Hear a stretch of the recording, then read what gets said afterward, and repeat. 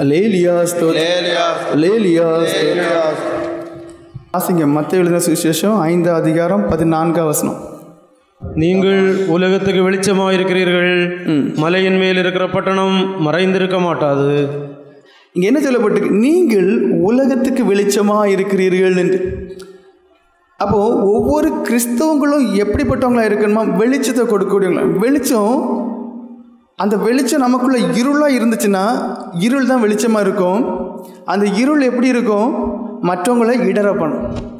அப்போ ஒவ்வொரு போதகர்களும் சரி, ஒவ்வொரு டீச்சர்களும் சரி, நான் போதகர் இந்த இடத்துல சொன்னோம்னா அது டீச்சர். என் டீச்சர்கள் என்ன செய்றாங்க? போதிக்கிறாங்க. யாருக்கு போதிக்கிறீங்க? பிள்ளைகளுக்கு போதிக்கிறீங்க. அப்போ இங்கே போதகர் என்று நான் சொல்லும்போது அது யாரை குறிக்கணும்? இங்கே இருக்கக்கூடிய எல்லாரையும் குறிக்கும். ஆண்டவராக இயேசு கிறிஸ்து என்ன சொல்கிறார்? நீங்கள் உலகத்துக்கு வெளிச்சமாக இருக்கிறீர்கள். அப்போ நீங்கள் இந்த இடத்துல எப்படிப்பட்டவங்களா இருக்கணும்? உங்களுக்கு 5 பிள்ளைங்க கிடச்சிருக்கும், 4 பிள்ளைங்க கிடச்சிருக்கும், இல்லை ஒரு பிள்ளை தான் இருக்கும். அந்த பிள்ளைக்கு முன்னாடி நீங்கள் வெளிச்சம் கொடுக்கக்கூடியவங்களா இருக்கணும். அந்த பிள்ளைக்கு இப்போ ஒரு இடத்துல வெளிச்சம் வருதுன்னா ஆட்டோமேட்டிக்காக நீங்கள் பார்த்தீங்கன்னா அந்த கண் அங்கே போகும். எதனால் அங்கே ஒரு வெளிச்சம் இருக்குது, என்ன இருக்குன்னு. அப்போ நீங்கள் வெளிச்சம் கொடுக்கக்கூடியவங்களா இருந்தீங்கன்னா அந்த பிள்ளைங்க ஆட்டோமேட்டிக்காக உங்களை அப்சர்வ் பண்ணுவாங்க, உங்களை ஈர்ந்து வருவாங்க, உங்ககிட்ட அப்படி நெருங்கி வருவாங்க. ஏன் இந்த வாத்தியார் இல்லைன்னா ஏன் இந்த டீச்சர் மற்றவங்களை காட்டிலும் வித்தியாசமாக இருக்கிறாரு? அவர்கிட்ட என்ன ஸ்பெஷல் இருக்குன்னு. என்கிட்ட எதுவுமே இல்லை, என்கிட்ட இருக்கிறது இருள் தான் இருந்துச்சுன்னா நிச்சயமாக என்ன செய்யாது? அது கவர முடியாது. தேன் இருக்கிற இடத்துல ஈக்கள் தேடி போய் அங்கிட்ட நெருங்க. அப்போ நீங்களும் எப்படி இருக்கணும்? வெளிச்சம் கொடுக்கக்கூடியவர்களாக இருக்கணும். மறுபடியும் ஒருக்க வாசிங்க. நீங்கள் உலகத்துக்கு வெளிச்சமாக இருக்கிறீர்கள். மலையின் மேல் இருக்கிற பட்டணம் மறைந்திருக்க மாட்டாது. 16 வாசிங்க. இவ்விதமாய் மனுஷர் உங்கள் நற்கிரியைகளை கண்டு பரலோகத்தில் இருக்கிற உங்கள் பிதாவை மகிமைப்படுத்தும்படி உங்கள் வெளிச்சம் அவர்கள் முன்பாக பிரகாசிக்க கடவது. என்ன சொல்லப்பட்டிருக்கு? வெளிச்சமாக இருக்கணும்னு சொல்லுறது. நம்ம என்ன திரும்ப நான் வெளிச்சமாக தான் இருக்கேன், என்கிட்ட எல்லா அனுபவம் இருக்குது, நான் பயங்கர இதில் தான் இருக்கேன், ஆனால் ஏன் யாருமே காணலையேன்னு கேட்டால் அதுக்கு 9 டயலாக் விடும். ஆனால் வேதம் சொல்லுது, நீங்கள் வெளிச்சம் உடையவர்களாக இருந்தால் அது என்ன மனுஷர்கள் நிச்சயமாகவே காண்பார்கள். அந்த 16 கடைசி பாகத்தை மறுபடியும் வாசிங்க. உங்கள் வெளிச்சம் அவர்கள் முன்பாக பிரகாசிக்க கடவது. உங்கள் வெளிச்சம் அவர்கள் முன்பாக பிரகாசிப்பிக்க கடவுது. அப்போ நிச்சயமாகவே நீங்கள் குருக்களாக அல்லது நீங்கள் போதகர்களாக அல்லது நீங்கள் டீச்சர்களாக இருப்பீர்களே ஆனால் உங்களுக்குள்ள வெளிச்சம் இருக்கணும். உங்களுக்குள்ள வெளிச்சம் இருக்குமே ஆனால் அந்த வெளிச்சம் அதிக நிச்சயமாக எப்படி இருக்கணும்? மற்றவங்க முன்பாக பிரகாசிப்பிக்கக்கூடியதாக இருக்கணும். அது மற்றவங்க முன்பாக பிரகாசிப்பிக்கக்கூடியதாக இருந்த அர்த்தம் என்ன? அவர்கள் உங்களை நோக்கி ஈர்க்கப்படக்கூடியவர்களாக இருக்கணும். அப்போ நம்ம எல்லாரும் எப்படி டீச்சருங்கிற ஒரு நிலைமைக்கு இருக்கிறோம். இப்போ நீங்கள் நினைப்பீங்க நம்ம தகுதி இல்லை, அப்படி இப்படிலாம் நினைப்பீங்க. ஆண்டவர் 12 பேரை தேர்ந்தெடுத்தார். அந்த 12 பேரும் கனமான இந்த பரலோக ராஜ்யத்தின் சுவிசேஷத்தை அறிவிக்கிறது அழைக்கப்பட்டவங்க. அவங்க யார்? சாதாரண மக்கள். பரிசேயர் அவங்கள மதிப்பாங்களா? மதிக்கலை. சதுசேயர்கள் மதிச்சார்களா? மதிக்கலை. வேதபாரர்கள் மதிச்சார்களா? மதிக்கலை. உலகம் மதிச்சா? மதிக்கலை. ஏதோ படிப்பர் இல்லாத ஜனங்கள். ஆனால் ஆண்டவர் அவங்கள தான் எடுத்துக்கிட்டார். அப்போ நம்முடைய வாழ்க்கையில் மற்றவங்க மத்தியில் நம்ம அற்பமாக இருந்தாலும் ஒரு காரியத்தை புரிஞ்சுக்கிடுங்க, தேவனுடைய பார்வையில் நீங்கள் விசேஷமானவர்கள். அல்லேலூயா அல்லேலூயா. அந்த ஒரு எண்ணம் உங்களுக்குள்ள கண்டிப்பாக வேணும். அது இருந்தால் தான் மற்றவங்களை பார்க்க மாட்டீங்க. ஆண்டவருக்கு ஒரு நோக்கம் இருக்குது. அதனால் என்னைய இந்த சபையில் ஒரு பாடம் எடுக்கக்கூடியதான பாக்கியத்தை ஆண்டு தந்திருக்கிறாருங்கிறதான ஒரு எண்ணம். ஏன்னா எப்போவுமே நீங்கள் செய்யக்கூடிய ஒரு வேலையை கனமாக யோசித்து பாருங்கள், அது உங்களை நல்ல நெருக்கியேவும் இருக்கக்கூடிய அந்த கிருபையை நான் பயன்படுத்தணுங்கிறதான் என்னுடைய ஒரே எண்ணம். ஆனால் ஒன்று மட்டும்தான் நான் யோசிப்பேன், அவர் எப்போவுமே தகுதி இல்லாதவங்கள தான் ஒரு இடத்துல கொண்டு போடுவார். எதுக்கு தெரியுமா? அவருடைய நாமம் மையப்படுறதுக்கு. அல்லேலூயா அல்லேலூயா. அது எதுக்கு சொல்ல வரேன்னா, நீங்கள் கஷ்டப்பட தான் அதனுடைய பலனும் அதிகமாக இருக்கும். நீங்கள் வெளிச்சம் கொடுக்கும்னு நினைப்பீங்க, ஆனால் வெளிச்சத்துக்குரியதான நற்கிரியைகள் இல்லாமல் இருந்தால் ஒரு காலம் வெளிச்சம் கொடுக்க முடியாது. நீங்கள் ஒரு காலமும் உங்களுக்கு முன்னாடி இருக்கக்கூடியதான் 4 பிள்ளைங்க 5 பிள்ளைங்களானாலும் பிரகாசிப்பிக்க முடியாது. நீங்கள் நினைப்பீங்க சாதாரண ஒரு வேலை தானையே. அப்போ நீங்கள் பார்க்கணும், எனக்கு உங்களுக்கு ஒரு பிள்ளை இருக்கலாம், 5 பிள்ளை இருக்கலாம், ஆனால் அந்த 5 பிள்ளைகளையும் நான் ஒரு முழு நிலைமைக்கு கொண்டு வரணுங்கிறத நீங்கள் பார்க்கணும். ஏன்னா இயேசு கிறிஸ்துவை பொறுத்தவரை பாருங்கள், இஸ் எ பெஸ்ட் டீச்சர். அவர் வந்து நல்ல ஒரு குரு, ஒரு டீச்சர். ஏன் அப்படி சொல்லுவோம்னா, அவருடைய நோக்கம் எப்படின்னா, எப்படியாவது தன்னுடைய மெசேஜ், அதாவது அந்த பரலோகத்தின் சுவிசேஷம் அந்த மக்களுக்குள்ளே சேரணுங்கிறது அவருக்கு நல்லாவே தெரியும். அப்போ சேர்றதுக்கு அவர் என்ன செய்கிறார் தெரியுமா, ஊமைகளை கையாளுகிறார். எல்லாமே ஷார்ப்பாக சொல்லும்போது மக்களுக்குள்ளே போய் சேராதுங்கிறது அவருக்கு நல்லாவே தெரியும். அதனால் என்ன செய்கிறாரு தெரியுமா, ஊமைகளை எடுக்கிறார். சாதாரண மக்கள், படிப்பறிவு இல்லாத மக்கள், சாதாரண வேலைகள் செய்ய மக்கள் என்ன செய்கிறாரு, நிறைய ஊமைகளை எடுத்து, அந்த ஊமைகள் எல்லாமே நீங்கள் பார்த்தீங்கன்னா அந்தந்த காலத்தில் நடந்ததான காரியங்களாக தான் இருக்கும். இப்போ வந்து கல்யாண விருந்து இருக்குது, அங்கே உள்ள கல்யாண விருந்து அப்படி தான் இருக்கும். திடீர்னு நைட்டு நேரம் தான் மணமகன் வருவான். அப்போது அங்கே உள்ள காரியங்களையே எடுத்து அவர் என்ன செய்கிறாரு, அந்த மக்களுக்கு எப்படியாவது புரியணும், ஒரு செய்தியும் கொடுக்கணும். அப்போ ஓமை எடுக்கிறாரு. அதுக்கப்புறம் என்ன செய்கிறாரு, மொத்த பைபிளையுமே சம்மரியாக்கி சின்னதாக சொல்லிட்டார். ஏன்னா மக்களுக்கு மொத்த பைபிளை கொடுக்கும்போது எல்லாருக்கும் அந்த காலத்தில் பைபிள் இருக்கா, பைபிள் இல்லை. அப்போ என்ன செய்கிறாரு, ஒட்டு மொத்த பைபிள்னால இப்படி தான் ஐயா, தேவனை அன்பு செய்யணும், ஜனங்களை அன்பு செய்யணும்.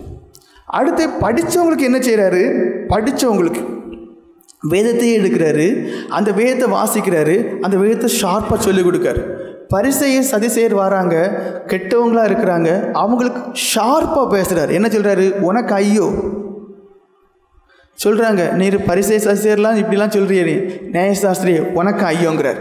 அப்போ அவருடைய வே ஆஃப் டீச்சிங்கை நீங்கள் பார்த்தீங்கன்னா ரொம்ப டிஃப்ரெண்ட்டாக இருக்கும். பாமரப்பட்ட மக்களுக்கு சாந்த குணம் உள்ளவங்க இருப்பாங்க, அப்போ அவங்களுக்குள்ள நன்மைகளை சொல்கிறாங்க, நீ பாக்கியவான். துன்பப்படுறவங்க இருப்பாங்க, துன்பப்படுறியா, நீ பாக்கியவான் தான், உனக்கு ஆறுதல் கிடைக்கும்.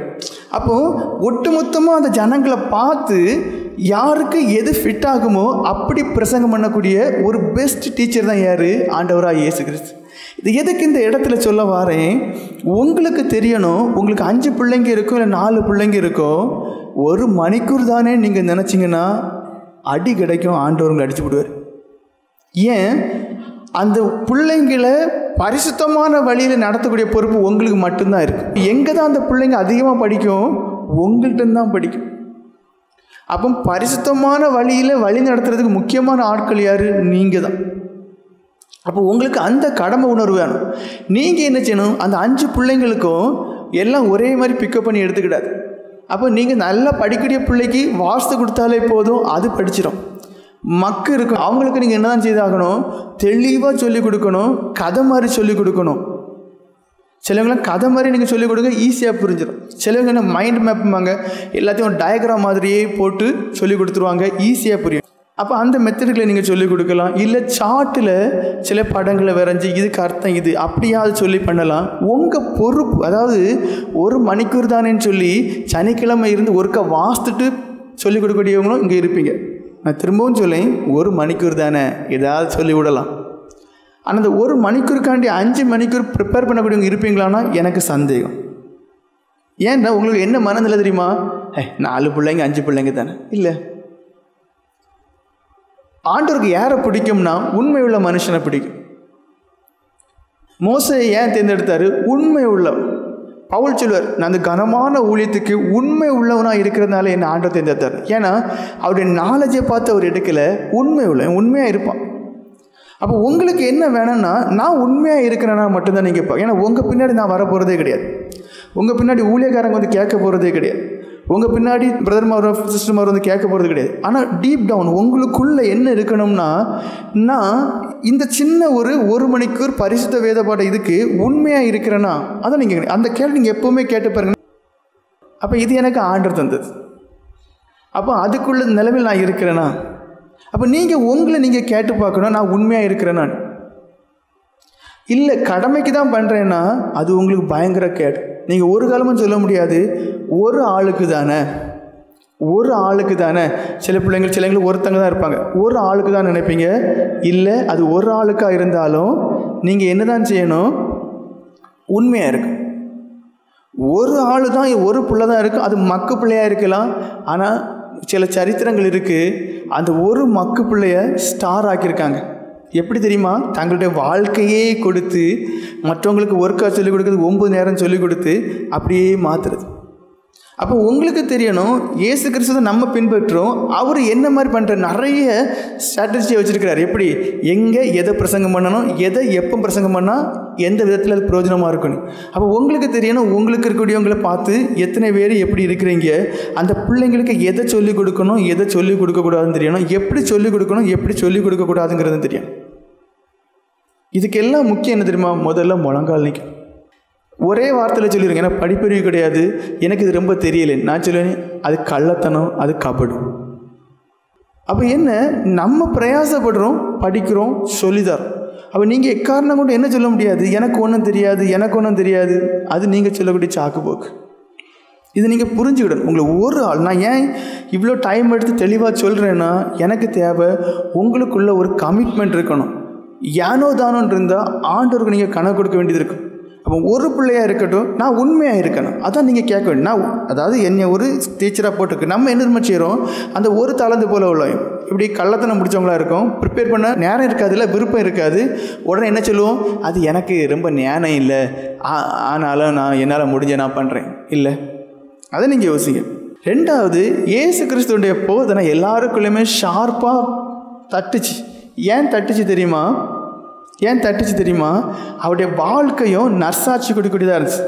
அப்போது அவரை பார்க்கும்போது அந்த காரியத்தின்படியே வாழ்ந்தாருங்கிறது அவங்களுக்கு தெரியுது. அதனால் என்ன செய்கிறாங்க, தங்களுடைய வாழ்க்கை அப்படியே மாற்றுறாங்க. அப்போ முதல் காரியம், பிள்ளைங்களுக்கு நீங்கள் சாட்சியாக இருக்க, உங்களுடைய வெளிச்சம் அவர்களுக்கு முன்பாக பிரகாசிப்பிக்க கடவுது. அப்போ அந்த பிள்ளைங்க உங்களை பார்த்து சிரிக்கக்கூடாது, அந்த பிள்ளைங்க உங்களை பார்த்து என்ன செய்யக்கூடாது, சிரிக்கக்கூடாது. சாரே நீர் இதை பிரசங்கம் பண்ணுறீர், நீர் எப்படி சாரே இல்லை. அப்போ உங்களுக்கு உள்ள அது இருக்கணும். எப்படி இருக்கணும், நான் சாட்சி. ஏன்னா இப்போ உள்ள பிள்ளைங்கள்லாம் வாழுவ நல்ல விவரம் தெரிஞ்சதுவ. அப்போ உங்களுக்கு தெரியணும், நான் அந்த பிள்ளைங்களுக்கு முன்னாடி நற்சாட்சி உள்ளவங்களா இருக்கணும். நீங்கள் ரட்சிக்கப்பட்டீங்களோ ரட்சிக்கப்படலையோ, திரும்பவும் சொல்கிறேன், நீங்கள் ரட்சிக்கப்பட்டீங்களோ ரட்சிக்கப்படலையோ, ஆனால் நீங்கள் ரட்சிக்கப்பட்டிருக்கணும். நான் என்ன சொன்னேன், நீங்கள் ரட்சிக்கப்பட்டிருக்கணும். காரணம் என்ன, மனம் திரும்புதல், பாவ மன்னிப்பு, அது ஒவ்வொரு மனுஷனும் கண்டிப்பாக அடையணும். இல்லை நீங்கள் ஒவ்வொரு நாளும் ஆண்டவர் சிலுவையில் அறையிறீங்க, அல்ல எனக்கு நீங்கள் சொல்லிக் கொடுக்கறதுக்குள்ள ஒரு தகுதி உங்களுக்குள்ளே இருக்கணும். அதை நீங்கள் யோசிங்க. இல்லை எனக்கு முடியலைன்னா நீங்கள் கண்டிப்பாக மனம் திரும்பி தான் ஆகணும். ஏன்னா அந்த பிள்ளைங்களுக்கு நீங்கள் சொல்லிக் கொடுக்கும்போது நீங்கள் அந்த நிலைமையில் இருக்கு. ஏன்னா எந்த பிள்ளை எப்போ உங்கள்கிட்ட ஷார்ப்பாக மாறி கேட்குன்னு தெரியாது. நீங்கள் தைரியமாக அவங்கள பார்த்து பதில் சொல்ல தெரியணும். கலாத்தியர்கள் நிருபம் 5:22-23 வசனங்களை வாசிங்க. ஆவியின் கனியோ அன்பு. பாருங்க, அதாவது வெளிச்சம் சொல்லும் போது தேவன் சொன்னார், நான் ஒளியா இருக்கிறேன்ட்டார். அப்போ வெளிச்சம் சொல்லும்போது அதில் சில குணநலங்கள் இருக்குது. எப்படி நமக்குள்ள அன்பு இருக்கணும். உண்மையிலே சொல்ல ஆண்டவரை பார்த்து சொல்லுவான், நல்ல போதகரே நீ. அவர் சொல்லுவார், டேய் என்னையா நல்லவேன்னு சொன்னா, ஆண்டவரை தவிர வேறு யாரும் நல்லவன்னு கிடையாது. இங்கே பாருங்கள், என்ன சொல்லு, வெளிச்சம். அந்த வெளிச்சத்தில் இருள் இருக்கக்கூடாது. பொறாமைங்கிற இருள், குறை சொல்லக்கூடிய ஒரு இருள், குற்றம் பிடிக்கக்கூடிய இருள். வாசிங்க. ஆவியின் கனியோ அன்பு. அன்பு, சந்தோஷம். சந்தோஷம், சமாதானம். சமாதானம், நீடிய பொறுமை. பாருங்க, அந்த பொறுமை ரொம்ப அவசியம். நீ கிளாஸில் பாடுக்கும் பாருங்க. நீடிய பொறுமை, தயவு, நற்குணம், விசுவாசம், சாந்தம், இச்சையடக்கம், இப்படிப்பட்டவர்களுக்கு விரோதமான பிரமாணம் ஒன்றுமில்லை. பாருங்க, தயவு, பொறுமை, இச்சையடக்கம், நற்குணம். அப்போ இந்த குணங்கள் எல்லாமே ஒரு டீச்சருக்கு கண்டிப்பாக வேணும். இங்கே என்ன சொல்லப்பட்டிருக்கு, சில குணங்கள் சொல்லப்பட்டிருக்கு. அப்போ அந்த குணங்கள் உங்களுக்குள்ளே இருக்கான்னு நீங்கள் பாருங்கள். ஏன்னா வெளிச்சம், பிரகாசம், அதை நீங்கள் கொடுக்கணுங்கும்போது அதெல்லாம் கண்டிப்பாக தேவை. ஒரு ஒரு ஒரு டீச்சர் என்று சொல்லும்போது முதல்ல நீங்கள் பார்த்தீங்கன்னா தாழ்மை இருக்கணும். ஹியூமிலிட்டிம்பாங்க. அது கிறிஸ்துவுக்கும் கிறிஸ்தவர்களுக்கும் மட்டும் உள்ளது தான் ஹியூமிலிட்டி, தாழ்மை, ஒரு மனத்தாழ்மை. நான் ஒன்றும் இல்லை. ஆனால் இப்போ பொதுவாக பார்த்தீங்கன்னா அது யாருக்குள்ளேயுமே இல்லை. எல்லாருக்குள்ளேயும் ஐஎம் ஸ்பெஷல் இருக்கு. எஸ், அஃப்கோர்ஸ் நீங்கள் ஸ்பெஷல் தான். ஆனால் தாழ்மைங்கிற ரொம்ப, ஒரு டீச்சர்னு சொல்லும்போது தாழ்மை முக்கியம். ஏன் தாழ்மை முக்கியம் தெரியுமா? தாழ்மை உள்ளவங்ககிட்ட அந்த பிள்ளைங்க ஓடி போய் அப்ரோச் பண்ணுவாங்க. அதாவது, சார், டீச்சர், இதுக்குள்ளே பதில் என்ன, இதுக்குள்ளே என்ன. மற்றபடி நம்ம வெடுவெடுப்போம், கடுகடுப்போம், போல இப்போ இருல பயமூடல அப்படிலாம் சொல்லும்போது அந்த பிள்ளைங்க என்ன செய்ய தெரியுமா, கிட்ட நெருங்கியே வராது. அப்போ ஒரு டீச்சர் என்று சொல்லும்போது பேசிக்காக முதல்ல என்ன வேணும்னா தாழ்மையான ஒரு குணம் வேணும். அந்த பிள்ளைங்க கொஞ்சம் அறிவில் குறைஞ்சதாக இருக்கும், ஆனால் அதுக்கும் ஒரு சந்தேகம் வந்துடும். நீங்கள் நல்லா புரிஞ்சுக்கிடணும், அறிவில் குறைஞ்சதாக இருக்கலாம், ஆனால் அதுக்கும் சில சந்தேகம் வரும். அப்போ போல முட்டாள அப்படி சொல்கிறது இல்லை.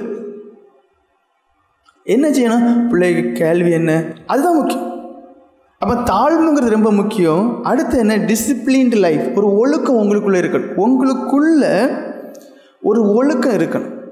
உங்களை பார்த்து அடுத்தவங்க குறை சொல்லக்கூடாது, அந்த பிள்ளைகளே உங்களை பார்த்து குறை சொல்லக்கூடாது. அப்போ நான் எதை விரும்புகிறேன்? உங்களுக்குள்ளே என்ன இருக்கணும்? ஒரு டிசிப்ளின்டு லைஃப், ஒரு ஒழுக்கமான ஒரு வாழ்க்கை உங்களுக்குள்ளே இருக்கணும். ஏன் தெரியுமா? அந்த ஒழுக்கம்தான் இப்போ இல்லை. இப்போ ரீசன்ட் செய்தி என்ன சொல்லுது? கிறிஸ்தவ நாடுகள் எல்லாமே செக்குலராக மாறுறாங்க. அப்படின்னா என்ன? தெய்வ நம்பிக்கை இல்லாமல் தங்களுடைய வாழ்க்கை சுகபோகமாக இருக்குன்னு சொல்லி மாறுறாங்க. அப்போ அதனால் என்ன ஆகுது? ஒழுக்கக்கேடு அதிகமாயிட்டு. உலகம் ஒழுக்கக்கேடு நோக்கி போயிட்டு கேட்க என்னென்ன ஒன்று சொல்கிறாங்க, ஏன் வாழ்க்கை நான் பார்த்துக்கிடும். நான் ஏன் இந்த யூத் மீட்டிங், ஏன் இந்த சிறுவர் மீட்டிங்லாம் வைக்கிறேன்னு தெரியுமா? பிள்ளைங்கள்லாம் பயங்கரமாக கெட்டு போயிட்டாங்க. அப்போ கொஞ்சம் கதை சொல்லிக் கொடுத்து, சில மிஷினருடைய வாழ்க்கையை சொல்லிக் கொடுத்து, சில புனிதருடைய வாழ்க்கையை சொல்லிக் கொடுத்து, அவங்க வாழ்க்கையில் இப்படியெல்லாம் வாழ்ந்துருக்காங்களே, வாழ முடியுங்கிறத சொல்லிக் கொடுக்கணும் தான். எதுக்கு தெரியுமா? உலகம் கெட்டு போயிட்டு ஒரு 10 நிமிஷம் ஏதாவது சொல்லும் போதாவது அந்த பிள்ளைங்களுக்குள்ள 4 வார்த்தை கிரியை செய்யுங்க. எங்களுக்கு ஒரே நோக்கம், 4 வார்த்தை கண்டிப்பாக உங்களுக்கு பிரயோஜனமாக இருக்கும். அப்போ நீங்கள் என்ன செய்யணும்? ஒத்துழைக்கணும். இப்போ உங்களுக்கு என்ன வேணும்? ஒழுக்கமான ஒரு வாழ்க்கை. அப்போ நீங்கள் அந்த பிள்ளையை பார்த்து, பிள்ளை அது பண்ணாதம்மா, இதை பண்ணாமா சொல்லும்போது உங்களுக்குள்ள அது என்ன செய்யக்கூடாது? இருக்கவே கூடாது. அடுத்தது நீங்கள் பார்த்தீங்கன்னா ஒரு ஃபெய்த்ஃபுல் லைஃப் உங்களுக்குள்ளே இருக்கணும், விசுவாச வாழ்க்கை. ஏன் இதை இங்கே ஒரு டீச்சர்களை கொண்டு வரேன்னா, நீங்கள் எடுக்கிறத எதை எடுக்கிறீங்க? விசுவாச வாழ்க்கை தான் சொல்லிக் கொடுக்குறீங்க. நரகங்கிறது விசுவாசத்தின் மையமாக இருக்கக்கூடியது, பரலோகங்கிறது விசுவாசத்தின் மையமாக இருக்கிறது, பரிசுத்தங்கிறது விசுவாசத்தின் மையமாக இருக்குது. அப்போது உங்களுக்கு என்ன இருக்கணும்? உங்களுக்குள்ள ஒரு விசுவாச வாழ்க்கை இருக்கணும். ஒரு வியாதியானாலும் சரிதான், இல்லை ஒரு கஷ்டமான காரியங்களானாலும், எதுலேயுமே நீங்கள் ஆண்டவரை நம்பி விசுவாசித்து வாழக்கூடியவங்களாக இருக்கணும். அடுத்தது பார்த்திங்கன்னா கிரேஸ், கிருபை உங்களுக்குள்ளே இருக்கணும். நான் என்ன சொன்னேன்? கிருபை இருக்கு. அநேகருடைய வாழ்க்கையில் தேவ கிருபை இல்லை. இயேசு கிறிஸ்துவை பற்றி என்ன சொல்லப்பட்டிருக்கு? குழந்தையாக இருக்கும்போது அவர் கிருபையில் வளர்ந்தார்னு. தேவனுடைய கிருபை ஒரு மனுஷனுக்கு வேணும். பாதுகாவல், வழி நடத்துதல், ஆசீர்வாதம், தாங்குதல், ஏந்துதல், தப்புவித்தல் எல்லாமே அந்த கிருபையில் இருக்கும்.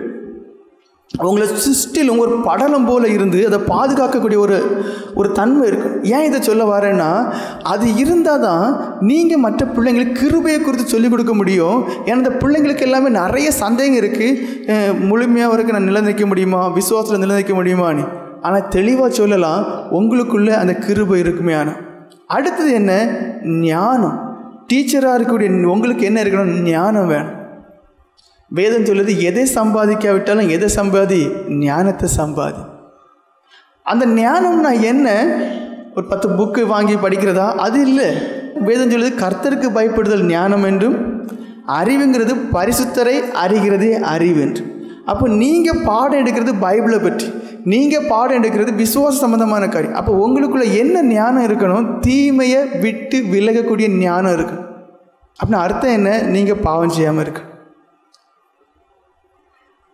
ரெண்டாவது என்ன? அறிவு ரொம்ப முக்கியம். அந்த அறிவுனா என்ன? தேவனை பரிசுத்தரை அறிகிறதே அறிவு. அப்போ ஒரு டீச்சர் நீங்கள் சொல்லும்போது, எனக்குள்ள ஞானம் இல்லை, எனக்குள்ள சுய கட்டுப்பாடு இல்லை, எனக்குள்ள பாவம் அதிகமாக இருக்குது, எனக்கு தேவனையே யாருன்னு தெரியாது. ஏன்னா வேதம் சொல்லுது, பாவம் செய்கிறவன் அவரை அறியவும் இல்லை, காணவும் இல்லை.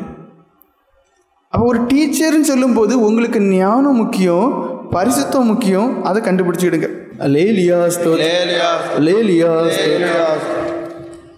அடுத்தது என்ன வேணும்?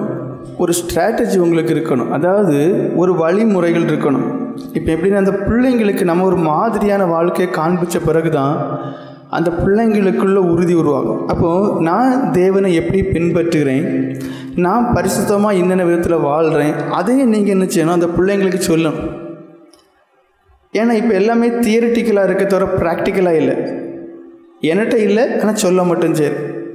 அப்போது நான் எத்தனை மணிக்கு ஒரு ஜெபம் பண்ணுறேன், நான் எத்தனை மணிக்கு வேதம் படிக்கிறேன், என்னுடைய வாழ்க்கை எப்படி இருக்குது, என்னுடைய ஜீவியம் எப்படி இருக்குது, சில காரியங்களை அந்த பிள்ளைங்களுக்கு நீங்கள் சொல்லணும்.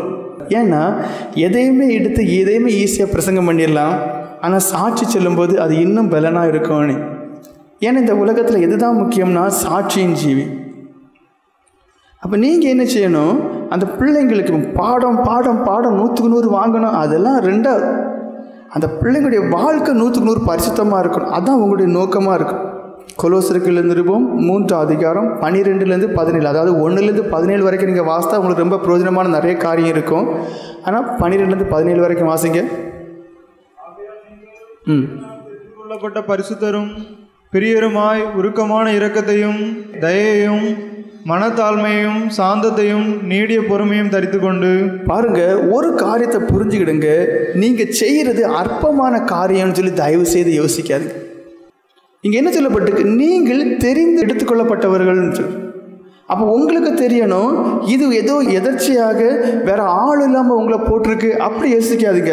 தேவனுடைய சபை 4 பேருக்கோ 1 ஆளுக்கோ எடுக்க வேண்டியதாலும் தேவனாலே தெரிந்து கொள்ளப்பட்டவங்க. அந்த ஒரு எண்ணம் வேணும். அந்த ஒரு எண்ணம் உங்களுக்குள்ளே இருந்தீங்கன்னா நீங்கள் ப்ரிப்பேர் பண்ணுவீங்க. ஆகையால் நீங்கள் தேவனால் தெரிந்து கொள்ளப்பட்ட பரிசுத்தரும் பிரியருமாய் உருக்கமான இரக்கத்தையும் தயவையும் மனத்தாழ்மையையும் சாந்தத்தையும் நீடிய பொறுமையும் தரித்து கொண்டு. பாருங்கள், இப்போ வாசிக்கிட்ட எல்லாமே ஒன்றுக்கு ஒன்று லிங்க் ஆகும். எப்படி தாழ்மை இருக்கணும், சாந்த குணம் வேணும், பொறுமை இருக்கணும். இது ஒரு டீச்சருக்கு ரொம்ப முக்கியமான ஒரு குணம். ஏன்னா நீங்கள் எவ்வளோதான் அறிவு படைத்தவங்களாக இருந்தாலும் நீங்கள் டிமால்னு சொல்லி பேசக்கூடிய கடுமையான ஒரு ஆளாக இருந்தால் அந்த பிள்ளைங்க உங்களை ஒரு காலமே கிட்ட நெருங்காது, அவங்க ஒதுங்கிடுவாங்க. அப்போ உங்களுக்குள்ள அறிவு இருந்தாலும் அந்த அறிவை ஷேர் பண்ண முடியாது. அந்த பிள்ளைங்க கடமைக்காக பொம்மை மாதிரி இருக்கும், நீங்கள் சொல்ல கேட்க போயிடும். எது முக்கியம்னா எளிமையான ஒரு அனுபவம், தாழ்மையான ஒரு அனுபவம். ஒருவரை ஒருவர் தாங்கி ஒருவர் பேரில் ஒருவருக்கு குறை உண்டானால் கிறிஸ்து உங்களுக்கு மன்னித்தது போல ஒருவருக்கு ஒருவர் மன்னியுங்கள். அப்போ அந்த பிள்ளைங்களுடைய காரியங்களையும் ஒவ்வொருத்தவங்களுக்கும் ஒவ்வொரு விதத்தில் இருக்கும். நீங்கள் அதை ஞானமாக தாங்கி அதை மன்னித்து அதை கொண்டு போகணும். இவை எல்லாவற்றின் மேலும் பூரண சர்க்குணத்தின் கட்டாகிய அன்பை தரித்து கொள்ளுங்கள். அப்போ உங்களுக்குள்ள என்ன இருக்கணும், அன்புங்கிறது எல்லாத்துக்கும் மேலே இருக்கணும். தேவ சமாதானம் உங்கள் இருதயங்களில் ஆளக்கடுவது. நல்லா புரிஞ்சுக்கிடுங்க, அநேகருக்குள்ள சமாதானமே கிடையாது, சந்தோஷமே கிடையாது. அதனால தான் என்ன செய்கிறோம், வெடுவெடுப்பு இல்லை குறை சொல்கிறது, இப்படிப்பட்ட காரியம். இதற்கென்றே நீங்கள் ஒரே சரீரமாக அழைக்கப்பட்டீர்கள், நஞ்செறிதல் உள்ளவர்களாயும் இருங்கள். கிறிஸ்துவின் வசனம் உங்களுக்குள்ளே சகல ஞானத்தோடும் பரிபூர்ணமாக வாசமாயிருப்பதாக. சங்கீதங்களினாலும் கீர்த்தனைகளினாலும் ஞான பாட்டுகளினாலும் ஒருவருக்கொருவர் போதித்து புத்தி சொல்லி கொண்டு உங்கள் இருதயத்திலே கர்த்தரை பக்தியுடன் பாடி. அப்போ என்ன அர்த்தம்னா, உங்களுக்கு இருக்கக்கூடியதான அந்த பைபிளில் கொடுத்து, அதாவது உங்களுக்கு புக் இருக்குது, ஒரு பாடம் இருக்குது, 2 பேஜ் தான் இருக்கும், 2 பக்கம் இருக்குல்ல, ஒரு பக்கம் தான் இருக்கும். அதை மட்டும் கடமைக்கு வாசித்துக்கிட்டு அதை மட்டும் சொல்லி கொடுத்துட்டு நான் நல்லா சொல்லிக் கொடுக்குறேன்னு சொல்லி நினைக்காதுங்க. வேதம் சொல்லுது, சங்கீதம் வாசிங்க, வேறு பைபிள் வசனங்களை வாசிங்க, எல்லாத்தையும் படித்து இதுக்கு ஒத்தது வேறு கண்டிப்பாக எங்கே இருக்கும்னா வேறு நிறைய பைபிளில் இருக்கும். திரும்பவும் சொல்லேன், ஒரு பாடத்தை பற்றி ஒரு காரியம் இருக்குன்னா அதுக்கு தொடர்புள்ள வேறு நமக்கு இந்த புக்கில் இல்லாதது பைபிளில் இருக்கும். அதை எல்லாம் தேடி கண்டுபிடிச்சி ப்ரிப்பேர் பண்ணி அந்த பிள்ளைங்களுக்கு இன்னும் புரிகிற மாதிரி, இன்னும் ஆழமாக புரிகிறது மாதிரி அந்த பிள்ளைங்களுக்கு புத்தி சொல்லி கொடுங்க. இப்போ என்ன ஆகுது, 2 பக்கம் தான் நான் வாஸ்து டைம் புரிஞ்சுட்டு முடிச்சு. நான் என்ன சொல்ல வரேன்னா, உங்கள் நோக்கம் அந்த 4 பிள்ளைங்களில் ஒரு பிள்ளை ஆண்டவருக்குன்னு வரணும். 4 பிள்ளைங்க தான் இருக்குது, அதில் ஒரு பிள்ளை என்ன செய்யணும், ஆண்டவருக்குன்னு வரணும். உங்கள் நோக்கம் அதுவாக இருக்கணும். ஏன்னா கடைசி காலத்தில் இருக்கிறோம். ஆண்டவரே சொல்லிட்டார், அறுவடை மிகுதின்ட்டார், ஆனால் ஆள் குறவுன்ட்டார். வாசிங்க. வார்த்தையினாலாவது கிரியையினாலாவது நீங்கள் எதை செய்தாலும் அதையெல்லாம் கர்த்தராகிய இயேசுவின் நாமத்தினாலே செய்து அவர் முன்னிலையாக பிதாவாகிய தேவனை ஸ்தோத்திரியுங்கள். பாருங்க, அப்போ உங்களுடைய வார்த்தைகள் எல்லாமே அது ஞானமாக இருக்கணும். நீங்கள் அந்த பிள்ளைங்களுக்கு முன்னாடி சாட்சியாக இருக்கணும். பொறுமை, தாழ்மை, இந்த குணங்கள் இருக்கணும். குற்றங்குறை இருந்தால் அதை கொஞ்சம் ஞானமாக ஹேண்டில் பண்ணிக்கிடுங்க. உபாகமம் 6:6-7 வசனங்களை வாசிங்க. இன்று நான் உங்களுக்கு கட்டளையிடுகிற இந்த வார்த்தைகள் உங்கள் இருதயத்தில் இருக்க கடவுது. நீ அவைகளை உன் பிள்ளைகளுக்கு கருத்தாய் போதித்து. என்ன சொல்லப்பட்டிருக்கு பாருங்க. அதாவது நேற்றுக்கு இந்த நேரத்தை சின்ன ஒரு கிளிப்பிங், அதில் யூதர்களை பார்க்க முடிஞ்சிச்சு. யூதர்களுடைய எனக்கு ஷாக் ஆகிடுச்சு. யூதர்களுக்கு இங்கே ஒரு டப்பா மாதிரி இருக்குது. நான் ஜூஸை பார்த்துருக்குறேன், ஆனால் எனக்கு இப்படியெல்லாம் இருப்பாங்கன்னு தெரியாது. அதாவது இதில் ஒரு டப்பா மாதிரி இருக்குது, பிளாக் கலரில். நமக்கு பால் வட்டத்துக்கு வச்சுருப்பாங்க தெரியுமா, அதே மாதிரி ஆனால் ஒரு டப்பா இருக்குது. அது போக கையில் நிறைய ரிப்பன் மாதிரி இருக்குது. இதில் ஏதோ ஒன்று வச்சுருக்காங்க. இந்த காட்டினவங்ககிட்ட கேட்டேன், இது என்னதுன்னு. அப்போ தான் சொன்னாங்க, அவங்களுடைய சட்டத்திட்டங்கள் உள்ள பேப்பர் அதில் இருக்குன்னு. நான் சொல்ல உங்களுக்கு புரியுதா? ஏன்னா பைபிளில் இதெல்லாம் எங்கள் இருதயத்தில் வச்சுக்கே இருக்கும். அது அப்போ அந்த மக்கள் இந்த நூற்றாண்டில் 2023 இந்த காலகட்டத்தில் இந்த மக்கள் எப்படி இருக்கிறாங்க, அதை கடைபிடிக்காங்க. நம்ம கிறிஸ்தவம் சொல்கிறோம், நம்மகிட்ட அனுபவம் இருக்கான்னு பாருங்கள். இல்லை, இங்கே ஆண்டவர் என்ன சொல்கிறாரு, நீ மட்டும் நல்லானா இருந்தால் போதாது, உனக்கு கொடுக்கப்பட்ட ஒரு பிள்ளை 4 பிள்ளை, அந்த பிள்ளைக்கு நீ எப்படி போதி, யானோ தானமாக போதினியா இருக்கு? இல்லை, கருத்தாய் போதி. நீ அவைகளை உன் பிள்ளைகளுக்கு கருத்தாய் போதித்து வாசிங்க. நீ அவைகளை உன் பிள்ளைகளுக்கு கருத்தாய் போதித்து நீ உன் வீட்டில் உட்கார்ந்து இருக்கும் போதும், வழியில் நடக்கிற போதும், படுத்துக்கொள்கிற போதும், எழுந்திருக்கிற போதும் அவைகளை குறித்து பேசி. பாருங்க, அப்போது உங்களுக்கு கொடுக்கப்பட்டதை நீங்கள் எப்படியெல்லாம் வீட்டில் சொல்லிக் கொடுக்கணும், இங்கேயும் சொல்லிக் கொடுக்கணும். கருத்தாய் போதுங்கிறாரு. படுத்திருக்கும் போதும் சொல்லி, உட்காரும் போதும் சொல்லிக் கொடு. எப்படியாவது அந்த பிள்ளைங்களுக்குள்ளே திரும்ப திரும்ப திரும்ப திரும்ப சொல்லிக் கொடுத்தா அவங்க வாழ்க்கையே மாறுங்கிறது தான் அதில் முக்கியமான கருத்து. நான் அதை எதுக்கு சொல்லி வரேன், நீங்கள் கடமைக்குன்னு சொல்லி நீங்கள் சொல்லிக் கொடுத்தீங்கன்னா அது கடமைக்கு தான் இருக்குது. நீங்கள் 1 மணிக்கூருக்கு 2-5 மணிக்கூர் ப்ரிப்பேர் பண்ணிவிட்டு அந்த பிள்ளைங்களுக்குள்ள அதை பதியணும்னு சொல்லி அந்த பிள்ளைக்கு இப்போ ஒரே மாதிரி மொனாட்டனஸ் ஆட்டு, அதாவது எப்படின்னா ஒரே மாதிரி நீங்கள் சொல்லிட்டு இருந்தீங்கன்னா நீங்கள் தூங்கிடுவீங்க. அப்போ அந்த பிள்ளைங்களுக்கு உங்களுக்கு என்ன இருக்கணும், சொல்லிக் கொடுக்கும்போது அது எல்லா விதத்துலேயும் உங்களுக்கு கருத்தாக கவனிக்கத்தக்கவாறு நீங்கள் ப்ரிப்பேர் பண்ணவும் சொன்னேன். எனக்கு தெளிவாக சொல்லுது, கருத்தாய் போதி, ஏனோ தானோன்னு இல்லை, கருத்தாக போதி.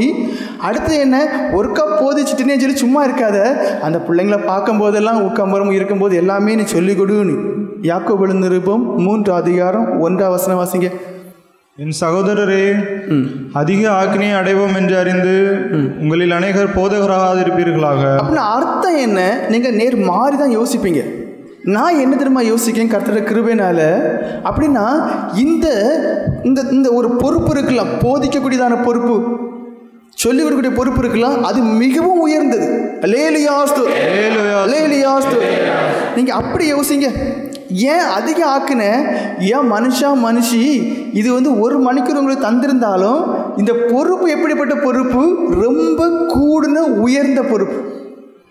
நான் என்ன சொன்னேன், ரொம்ப கூடுன உயர்ந்த பொறுப்பு. அதனால தான் அதை நீங்கள் கருத்தாக பண்ணலன்னா ஆக்கின. மாதா பிதா அப்புறம் யாரை சொல்லுவாங்க, குரு.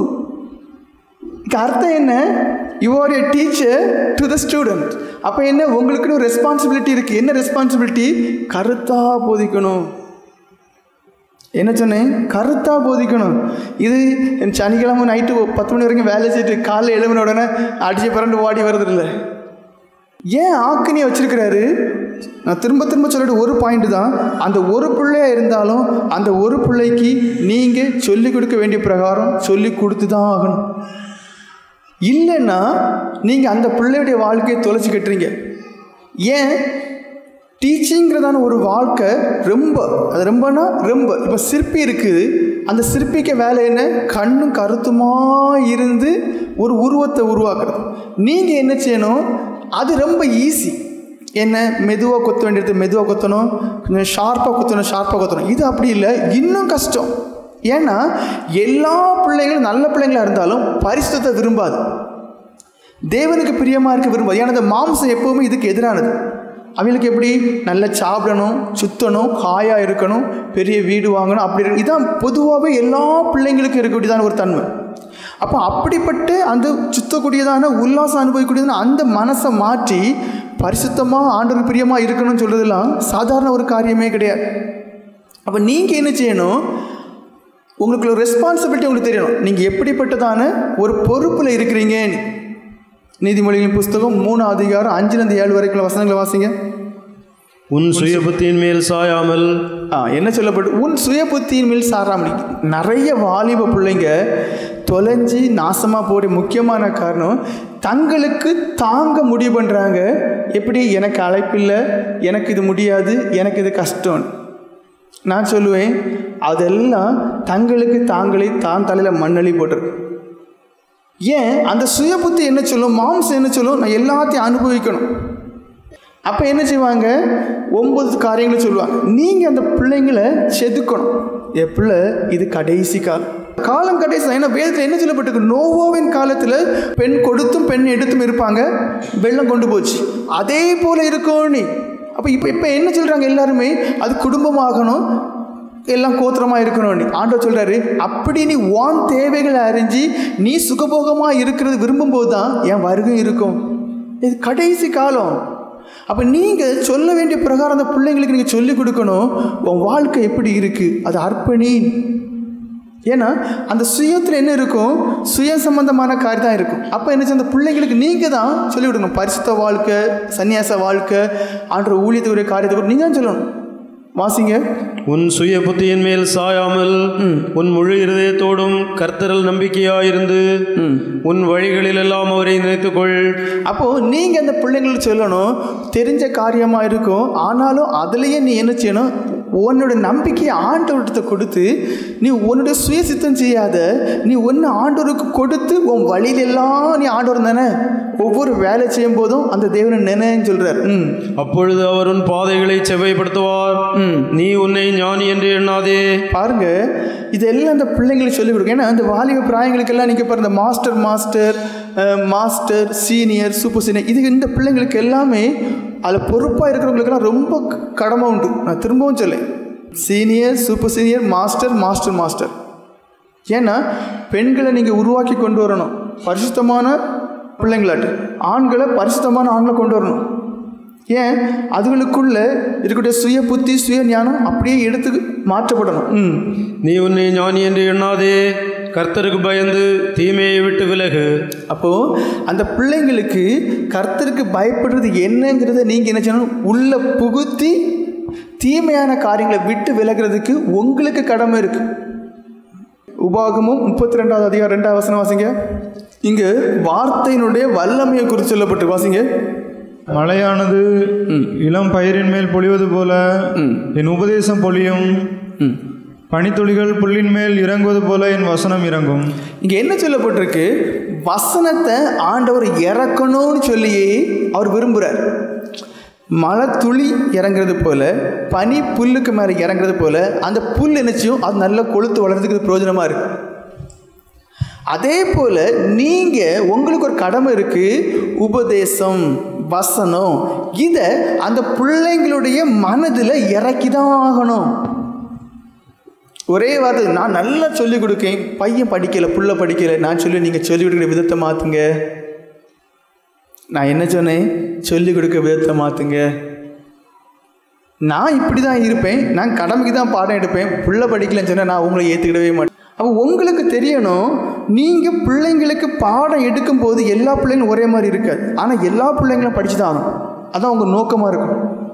அப்போ நீங்கள் என்ன செய்யணும், தனியாக கூப்பிட்டு சொல்கிறீங்களோ இல்லை அங்கேயே அந்த பிள்ளைக்கு புரிகிற மாதிரி சொல்லிக் கொடுக்க, அது உங்கள் பொறுப்பு. ஏன்னா வேதம் சொல்லுது, வசனமும் உபதேசமும் இறங்கி தான் ஆகணும்.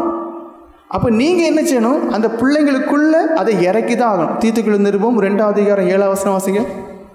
நீயே எல்லாவற்றிலும் உன்னை நற்கிரியைகளுக்கு மாதிரியாக காண்பித்து. இதுதான் நீங்கள் செய்ய வேண்டியது. நான் என்ன சொன்னேன், இதுதான் நீங்கள் செய்ய வேண்டியது.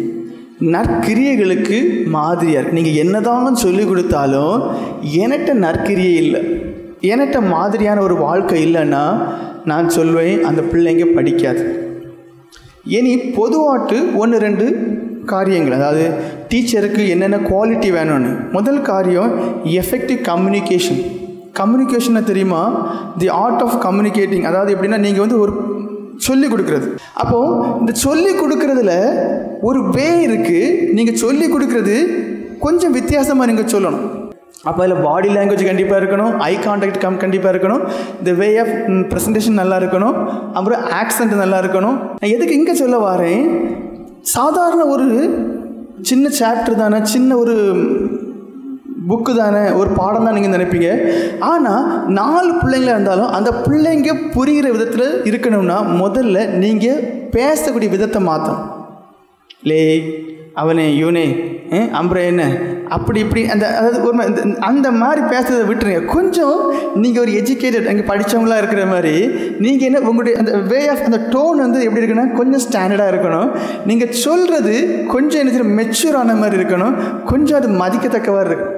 ரெண்டாவது என்ன, அதில் இருக்குது, நீங்கள் அதை எப்படி சொல்லணுங்கிறது உங்களுக்கு தெரியணும். இது சும்மா ஒரு ஸ்லாங்கில் சொல்கிறது விட்டுருங்க. ஏன்னா நம்ம எல்லா பழியும் யார்கிட்ட போட்டோம் தெரியுமா? பிள்ளைங்கள மேலே. அது மரம் அண்டுவ, அதுவோ படிக்காதுவ. அங்கே நான் சொல்லுவேன், ஏன் நீங்கள் எவ்வளோ ஸ்டெப் எடுத்துருக்கிறிய? கிடையாது. அப்போ முதல்ல நீங்கள் பேசக்கூடிய விதம், நீங்கள் சொல்லிக் கொடுக்கக்கூடிய விதம், அது எப்படி இருக்கணும்னா உங்களுக்கு அந்த விதம் அது கரெக்டாக இருக்கணும், கொஞ்சம் ஸ்டாண்டர்டாக இருக்கணும், ஏற்றி இறக்கி இருக்கணும். அது நீங்கள் நல்லா ப்ரிப்பேர் பண்ணால் உங்களுக்கு வரும்.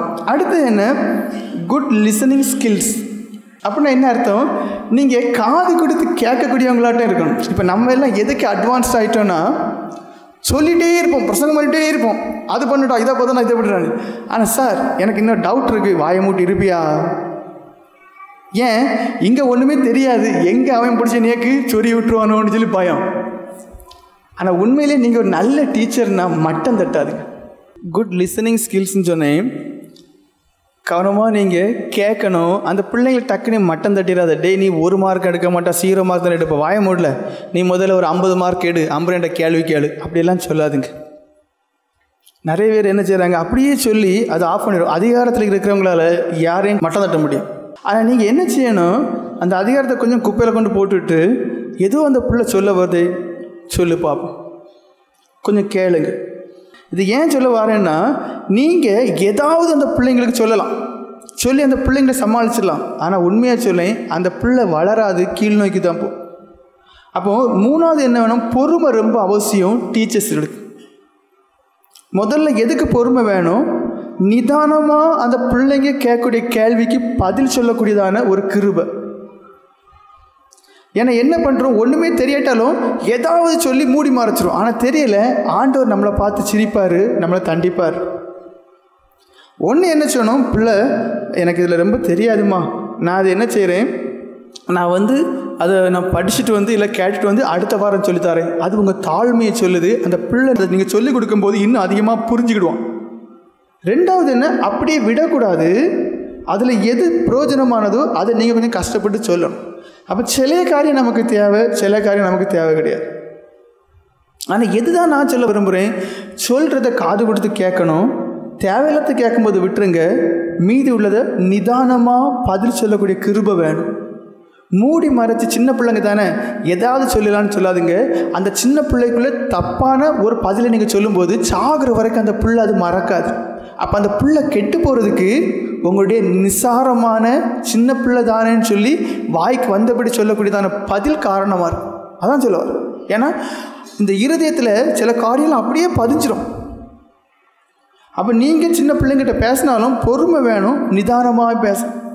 அடுத்தது உங்களுக்குள்ளே என்ன இருக்கக்கூடாது, பட்சபாதம் இருக்கக்கூடாது. அதை டிஃப்ரென்ஸ் பண்ணி ஒரு வித்தியாசப்படுத்தக்கூடியதான ஒரு தன்மை உங்களுக்குள்ளே இருக்கக்கூடாது. சிலவங்க பற்றி நல்லா படித்த பிள்ளைங்கள ரொம்ப ஸ்நேகமாக நல்ல அக்கறையோடு கேள்வி கேட்டாலும் சொல்லுவாங்க, பதில் சொல்லுவாங்க. கொஞ்சம் படிக்காத பிள்ளைங்களை அப்படியே ஒதுக்கிடுவாங்க. அதெல்லாம் பிள்ளைங்கிட்ட காட்டாதுங்க. அது உங்களுக்குன்னு கொடுக்கப்பட்ட உங்கள் பிள்ளைங்க, அப்படி தான் நீங்கள் பார்க்கணும். படித்த பிள்ளைக்கு ஒரு மாதிரியும் படிக்காத பிள்ளைக்கு ஒரு மாதிரியும், அதனால் அந்த பிள்ளைங்களை தட்டுறதும். அந்த பிள்ளையை நான் உருவாக்கி கொண்டு வரணும், அந்த பிள்ளை ஆண்டவருக்கு பிரியமாக இருக்கணும், அதுதான் உங்கள் நோக்கமாக இருக்கும். அடுத்து ஒரு கிளாஸில் என்ன இருக்கணும், என்கேஜ்மெண்ட் இருக்கணும். நீங்கள் அந்த பிள்ளைய பாடம் படித்து கொடுக்கும்போது உங்களோடு கூட என்கேஜ் ஆன மாதிரி ஆகணும், ஒரு உறவுக்குள்ளே ஆகணும். அப்படின்னு அர்த்தம் என்ன, அவங்கள்ட்டையும் 2 கேள்விகளை கேட்டு உனக்கு என்ன பிடிச்சிருக்குன்னு சொல்லி கேட்டு, சும்மா நீங்கள் மட்டும் கேட்கன்னு சொல்லிட்டு அடிச்சு விட்டுட்டு இல்லை எல்லாரும் படிங்கலை, அப்படி இல்லை. அதை நீங்கள் ஞானமாட்டையும் ப்ரிப்பேர் பண்ணி 1-2 கொஸ்டினையும் ப்ரிப்பேர் பண்ணி வச்சுருக்கணும். அப்போ நீங்கள் கேட்கணும், பிள்ளை உனக்கு இதுக்கு என்ன பதில் வருது, இந்த நான் இப்போ சொல்லி தந்ததுலேருந்து இப்போ இன்றைக்கி தான் சொல்லிக் கொடுக்குறேன், அதை சொல்லிக் கொடுக்கும் போதே அதில் சில கேள்விகளை கேட்கணும். நீங்கள் இதுக்கு பதில் சொல்லு, நீ எவ்வளோ புரிஞ்சிருக்கா அதை சொல்லு. நமக்கு பயம் உண்டு, ஏன் தெரியுமா, எதா புரிஞ்சிருக்கா சார், நீங்கள் சொல்லி தரது எதுவுமே புரியலைன்னு சொல்லிடக்கூடாது, வெக்கமாய் போமே, அதனாலேயே கேட்க மாட்டோம். நான் சொல்லேன், நீங்கள் வெக்கப்பட தான் நீங்கள் நல்லா இருப்பீங்க. இந்த ஒவ்வொரு அடியும் இன்னும் நல்லா பண்ணணும், அதான் முக்கியம். நம்ம என்ன தெரியுமா, நொந்துடவே கூடாது, நோவே கூடாதுன்னு இருக்கும்போது நீங்கள் ஒரு காலம் வளர மாட்டீங்க. யார் மட்டும்தான் வளருவான்னா, எப்பொழுதுமே கற்றுக்கிடணுங்கிற மனநிலையில் இருக்கிறவங்க தான் வளருவாங்க. நான் திரும்பவும் சொல்லேன், நீங்கள் 60 வயசானவங்களாக இருக்கலாம், 80 வயசானவங்க இருக்கலாம், யார் மட்டும்தான் நல்லா வளருவாங்கன்னா கற்றுக்கிடக்கூடிய மனநிலை. அப்போ யாராவது சொல்லியிருந்தாலும் சரி தான், எது ஆனாலும் நான் அதில் கொஞ்சம் கற்றுக்கிட்டுறேன், அந்த ஒரு எண்ணம் தான் உங்களுக்குள்ளே இருக்கு. அப்போ நீங்கள் என்ன செய்யணும், அந்த பிள்ளைங்களை பார்த்து தைரியமாக கேளுங்க, பிள்ளைங்களா புரிஞ்சிருக்கா நீ, அதை சொல்லும் உங்களை வெறுப்பத்திற்கே சொல்லும் புரியலை நீ. அப்போ ஒன்று என்ன செய்யணும், சரி அப்போ எதில் பிள்ளைங்களுக்கு புரியலை அப்படின்னா மட்டும்தான் அந்த பிள்ளைங்க ஷார்ப்பாக 5-6 கேள்வி கேட்கும். அப்போ தான் அவங்களுக்கு தெரியும், ஓ அப்போ இதை இப்படி யோசிக்கலாம் அப்படி தானே, அப்போ இதுக்கு இப்படி ப்ரிப்பேர் பண்ணலாம் அப்படி தானே. அதான் நான் சொல்ல வரேன். உங்களை ஒவ்வொரு தடவையும் ஒவ்வொருத்தங்க குத்தும்போது தான் உங்களுக்கு தெரியும், ஓ இப்படிலாம் அப்போ நம்ம ப்ரிப்பேர் பண்ணலாமா. அதாவது ஒரு கல் இருக்குது, கல்லில் எனக்கு வந்து ஒளி பற்றக்கூடாது சுத்தியில் பற்றக்கூடாதுன்னு சொல்லும்போது அந்த கல் கல்லாக தான் இருக்கும். நீ என்னவும் பண்ணிட்டு போ, ஆனால் அருமையான ஒரு சிலை உருவாக்கணும்னு மட்டும் சொல்லி பாருங்கள், நீங்கள் நல்லாது. அப்போ உங்களுடைய நோக்கம் எப்படி தெரியுமா, நான் ஒரு நல்ல ஒரு டீச்சர் ஆகும். இப்போ இதான் ஃபஸ்ட் டைம் வந்திருக்கிறோம், இல்லை 2வது வருஷமாக இருக்கும், நிறைய தெரியாது. ஆனால் நீங்கள் ஒன்றுக்கு மட்டும்தான் உங்களை ஒப்பு கொடுக்கணும், மிதிக்கிறதுக்கு ஒப்பு கொடுக்கணும். நான் என்ன சொன்னேன், மிதிக்கிறதுக்கு. அப்படின்னு அர்த்தம் என்ன, அந்த பிள்ளைங்களே சில நேரங்களில் என்னத்தை சார் இப்படி சொல்கிறியா, என்னத்தை டீச்சர் இப்படி சொல்லிட்டு அதை பொறுமையாக கேட்கக்கூடிய மனநிலை வேணும். அப்போ தான் வீட்டுக்கு போனால் முழங்கால் நிற்க தோணும், எஸ்ப்பா இப்படி அவமானப்பட்டு போனேன், இப்படி ஆகி போனேன், எனக்கு ஞானத்தை தார், எனக்கு அறிவை தார், எனக்கு புத்தியை தார், நான் இன்னும் நல்லா சொல்லுவேன். இது அந்த கல்லாக தான் இருக்குன்னு தொற்றக்கூடாதுன்னா நீங்கள் வளர போகிறதே இல்லை. அடுத்து என்ன, ஒரு பேஷன் உங்களுக்குள்ளே இருக்கும், ஒரு பேர் ஆர்வம் உங்களுக்குள்ளே இருக்குது. என்ன ஆர்வம்னா, உங்களுக்குள்ளெல்லாம் அநேகருக்குள்ள என்ன இருக்குது தெரியுமா, எனக்கு பிள்ளைகள் 10 பிள்ளைகள் இல்லைன்னா ஒரு 5 பிள்ளை இருக்குது, 5 பிள்ளை 4 பிள்ளையாவது 100க்கு 100 எடுக்கணும். அது நல்ல ஆர்வம் தான், நல்ல பேஷன் தான். நான் சொல்லுவேன், அந்த 5 பிள்ளையில் 2 பிள்ளையாவது ஆண்டவருக்குன்னு நான் மாற்றுவேன், பரிசுத்த பிள்ளைங்களாக மாற்றுவேன். அதுதான் உங்களுக்குள்ள இருக்கக்கூடிய பேஷன். ஏன்னா வீட்டில் இப்போ பரிசுத்தத்தை சொல்லிக் கொடுக்கல, ஸ்கூலில் சொல்லிக் கொடுக்கல, பிள்ளைங்க வேதம் படிக்கலை. அப்போ இருக்கக்கூடிய ஒரே இடம் எங்கே தான், கிளாஸ் ரூம். ஏன் பொதுக்கூட்டத்தில் சொல்லலை, ஏன் சபாரதனை நான் சொல்லலை தெரியுமா, அங்கே நாங்கள் எப்படி பண்ணுறோம், 1000 பேருக்கும் 100 பேருக்கும் பண்ணுறோம். அங்கே அவங்க எப்படி எங்களை கவனிக்குதா இல்லை விளையாட்டு இருக்கான்னு தெரியாது. ஆனால் 5 பேர் உள்ள இடம், 4 பேர் உள்ள இடத்துல யூ கேன் ஃபோக்கஸ். நீங்கள் வந்து கரெக்டாக ஃபோக்கஸ் பண்ணி அந்த பிள்ளைங்களை, பிள்ளை என்ன கவனிமான்னு சொல்லி அந்த பிள்ளைக்கு நீங்கள் என்ன சொல்லலாம், தெளிவாக சொல்லலாம். இப்போல்லாம் பார்த்தீங்கன்னா பெரிய பெரிய பணக்காரங்களாம் பெரிய பெரிய ஸ்கூலில் சேர்க்க மாட்டாங்க. இப்போ என்ன பண்ணுறாங்க, எல்கேஜி யூகேஜினாலும் 10 பேர் இருக்கக்கூடிய அந்த கிளாஸ் ரூம் தான் சேர்க்குறாங்க. ஏன், அப்போ தான் இன்னும் தெளிவாக சொல்லிக் கொடுப்பாங்க. அப்போ எங்களை காட்டிலும் பொறுப்பு அதிகம் இருக்குது உங்களுக்கு தான். உங்களுக்குள்ள ஒரு பேஷன் இருக்கணும். வெறும் கடமைக்கு பாடத்தை மட்டும் சொல்லிக் கொடுக்கணுங்கிற எண்ணம் இல்லாமல் மாறாக அந்த பிள்ளைங்களுக்கு அது புரிஞ்சிருக்கணும். பரிசுத்தத்துக்கு மேலே அந்த பிள்ளைங்களுக்கு ஒரு தாகம் வரணும். அந்த பிள்ளைங்க எதை விரும்பணும், நானும் இந்த ஆண்டுக்கு பிரியமாக வாழணுங்கிறதான ஒரு எண்ணம் அவங்களுக்கு உருவாகும். இதான் அவங்க நோக்கமாக இருக்கும். எத்தனை பேருக்குள்ள ஒரு பேஷன் இருக்குது, ஒரு வருஷத்துக்குள்ளே நான் ஒரு பிள்ளையாவது ஆண்டுக்கு பிரியமாக மாற்றுவேன். நீ அப்படி ஒரு பேஷனை இது மாதிரி வைக்கலாமா? உங்களை நம்பி ஒரு 4 பிள்ளைங்க ஒரு பிள்ளைங்களை தாரோம். அந்த பிள்ளைங்களை நீங்கள் என்ன செய்யணும், பரிசுத்தமாக வளர்க்கணும். அடுத்து என்ன, நாலேஜ். நீங்கள் ஒரு சப்ஜெக்டை எடுத்து சொல்லிக் கொடுக்குறீங்களா, உங்களுக்கு அதை குறித்த சரியான அறிவு இருக்கணும். நான் திரும்பவும் சொல்லேன், கடமைக்கு நீங்கள் ஒரு காலம் என்ன செய்யாதுங்க, சொல்லிக் கொடுக்காங்க. என்ன வேணும், நீங்கள் ஒரு பாடத்தை, அது ஞானஸ்தானத்தை பற்றி ஆனாலும் சரி, இல்லை அன்பை பற்றினாலும் சரி, எதுவும் வந்துருப்படும். ஆனால் உங்களுக்கு அதை பற்றி தெரியணும், அது முக்கியம். இல்லை நீங்கள் தெரியாதது தெரிஞ்ச மாதிரி சொல்லும்போது பிள்ளைகளை தவறான வழியில் நடத்துகிறீங்க. தெரியாதது தெரிஞ்ச மாதிரி அடிச்சு விடும்போது பிள்ளைங்களை தவறான வழி நடத்துகிறீங்க. அதனால் கொஞ்சம் கவனிச்சுக்கிடுங்க.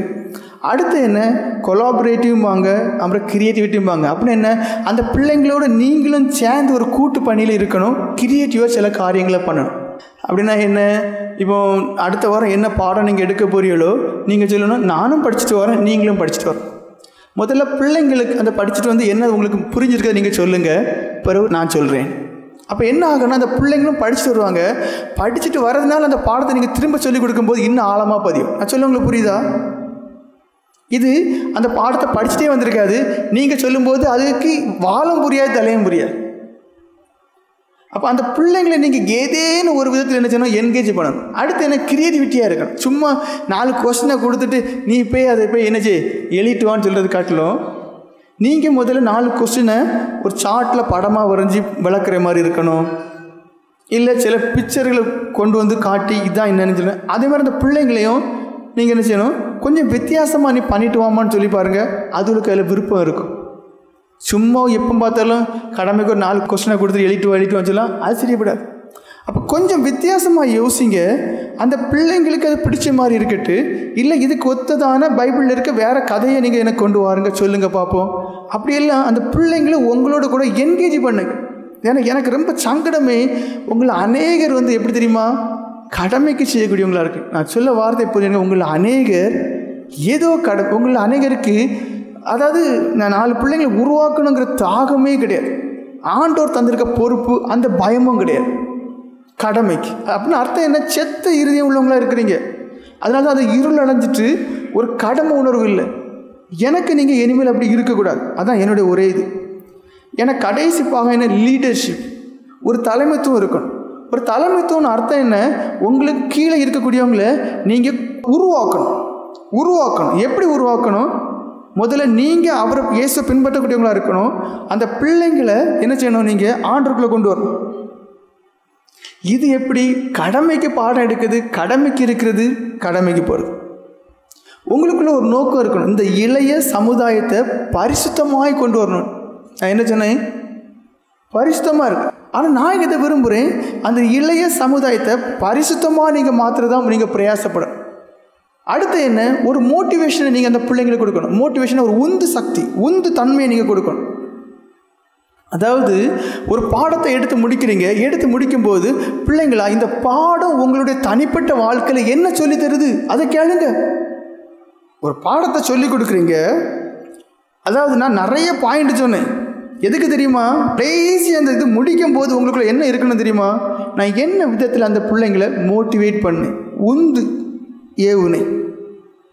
அப்போது நீங்கள் என்ன செய்யணும், பிள்ளைங்களை இந்த பாடத்துலேருந்து நீங்கள் எதை கற்றுக்கிட்டீங்க, சின்ன ஒரு எடுத்துக்காட்டாக இருக்கும், மன்னிக்கக்கூடியதாக இருக்கும். அப்போ பிள்ளைங்க நீங்கள் யாரெல்லாம் மன்னிக்கலைன்னு கேட்கணும், இனி போய் மன்னிப்பு கேட்பீங்களா இல்லை மன்னிப்பீங்களா சொல்லி விடணும். அடுத்த வாரம் வரும்போது நீங்கள் ஃபாலோ அப் பண்ணணும். போன பாடம் நமக்கு இந்த ஒரு மோட்டிவேஷனை தந்துச்சு, அப்போ அதன்படி உங்கள் வாழ்க்கை இருந்துச்சா, இல்லை அன்பு செய்யணும், ஏதாவது இருக்கும். ஒன்றுமே அதில் இல்லைன்னா நீங்கள் அதுக்கு ஒத்தபடி வேறு வசனத்தை பார்த்து 40 பாடத்தில் 40 மோட்டிவேஷன் காரியம் எடுக்க முடியாதா, உங்களால் முடியாதா? தாராளம் முடியும். ஒரு 40 கிறிஸ்தவ வேல்யூ எடுங்க, அந்த வேல்யூ எடுத்து இதன்படி பிள்ளைங்க இன்றைக்கி இருக்கணும், இனி ஒரு வாரமும் இருக்கணும், அதுக்கப்புறம் இருக்கணும். ஏன் உங்களால் சொல்லிக் கொடுக்க முடியலை? நான் சொல்ல புரியுதா? நிறைய காரியங்கள் சொன்னேன். நீங்கள் ஸ்டெப் எடுக்கணும். கடமைக்கு நீங்கள் எடுத்தீங்கன்னா அதில் எந்த விதமான பிரயோஜனம் கிடையாது. நீதிமொழிகளின் புஸ்தகம் 22 அதிகாரம் 15 வசனம் வாசிங்க.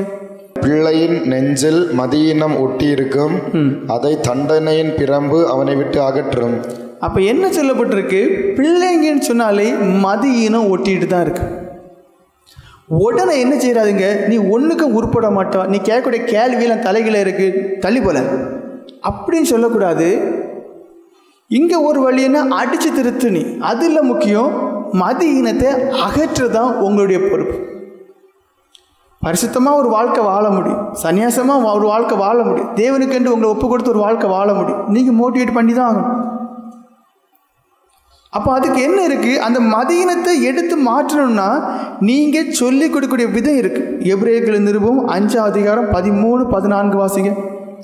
பாலொன்கிறவன் குழந்தையாய் இராதபடியினாலே நீதியின் வசனத்தில் பழக்கமில்லாதவனாய் இருக்கிறான்.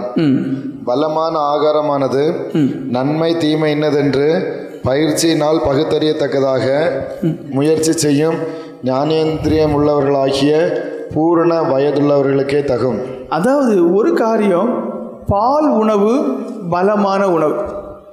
அதாவது 13ஆம் நூற்றாண்டில் 12ஆம் நூற்றாண்டில் இருந்ததான ஒரு பர்டிகுலர் நாட்டில் உள்ள ஒரு ராஜா இனி ஒரு படிப்பறிவில் ரொம்ப இல்லாமல் இயேசு அறியாத ஒரு இடத்துக்கு இந்த நாட்டில் உள்ள ஒரு பிரபலமான ஒரு போதகரை அனுப்பி மக்களை இயேசுவை ஏற்றுக்கிறதுக்கு நிற்பி சுவிசேஷம் அறிவிக்கணும்னு 5 வருஷம் அவர் போராடி பார்த்தாரு. ஒரு ஆத்மாவுக்குள்ளே ஆதாயப்படுத்த முடியலை. அவர் கடும் கோபத்தில் இந்த மக்கள் எல்லாம் மரமண்டுகள், இதெல்லாம் காட்டுவாசிகள், இதெல்லாம் திருந்தாதுன்னு சொல்லிட்டு வந்துட்டார். அடுத்தது அந்த ராஜா விடலை, இந்த போதகருக்கு பதில் இனி ஒரு போதகரை அனுப்பினார். இது உண்மையாக நடந்த சம்பவம். அப்போது அடுத்தது ஒரு போதகர் அனுப்பினார். அந்த போதகர் போய் ஒரு வருஷத்துலேயே 1000 பேரை இயேசு கிறிஸ்துவ அறிய செய்து ரட்சிக்கப்பட செய்தார்.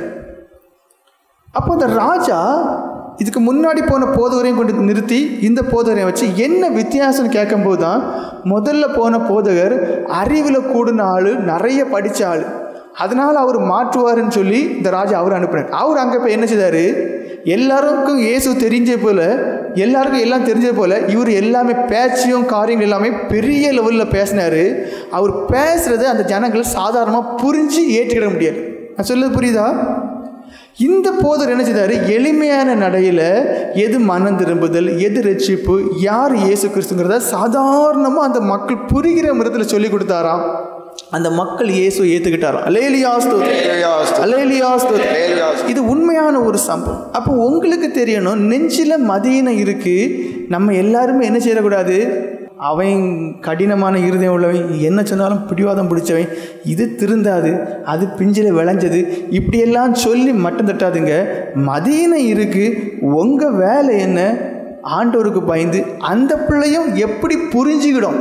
சில பிள்ளைங்களுக்கு பாடத்தை வாசம் கொடுத்தா புரிஞ்சிடும், சில பிள்ளைங்களுக்கு கொஞ்சம் விவரித்து கொடுத்தா புரிஞ்சிடும், சில பிள்ளைங்களுக்கு அந்த பாடத்தை கதையாக நீங்கள் சொன்னால் தான் புரியும். அப்போ அந்த பிள்ளைகளுக்கும் நீங்கள் ஸ்டெப் எடுத்து ஆகணும். அப்படின்னா மட்டும்தான் என்ன ஆகும், எல்லாமே ஒரு மாற்றம் வரும். கடைசியாக நம்ம ஊழியத்தை பற்றியுள்ள ஒரு சில காரியங்கள். அதாவது பாருங்கள், எனக்கு ரொம்ப கவலை, சில நேரங்களில் பயமாட்டம் இருக்கும். இந்த ஊழியம் இப்படியே போயிட்டுருக்கு, ரொம்ப ஆள் குறைவாக இருக்குது. ஏன்னா உங்களுக்கு ஊழியத்தை பற்றில கவலையே இருக்காது. உங்களுக்கு என்ன கவலை எப்போ வரும், நீங்கள் சுகம் இல்லாமல் இருக்கும்போது கூப்பிட்டு ஆள் இல்லைன்னா என்கிட்ட வந்து மோதுவே, நான் கூப்பிட்டேன் யாரும் வரலன்னு.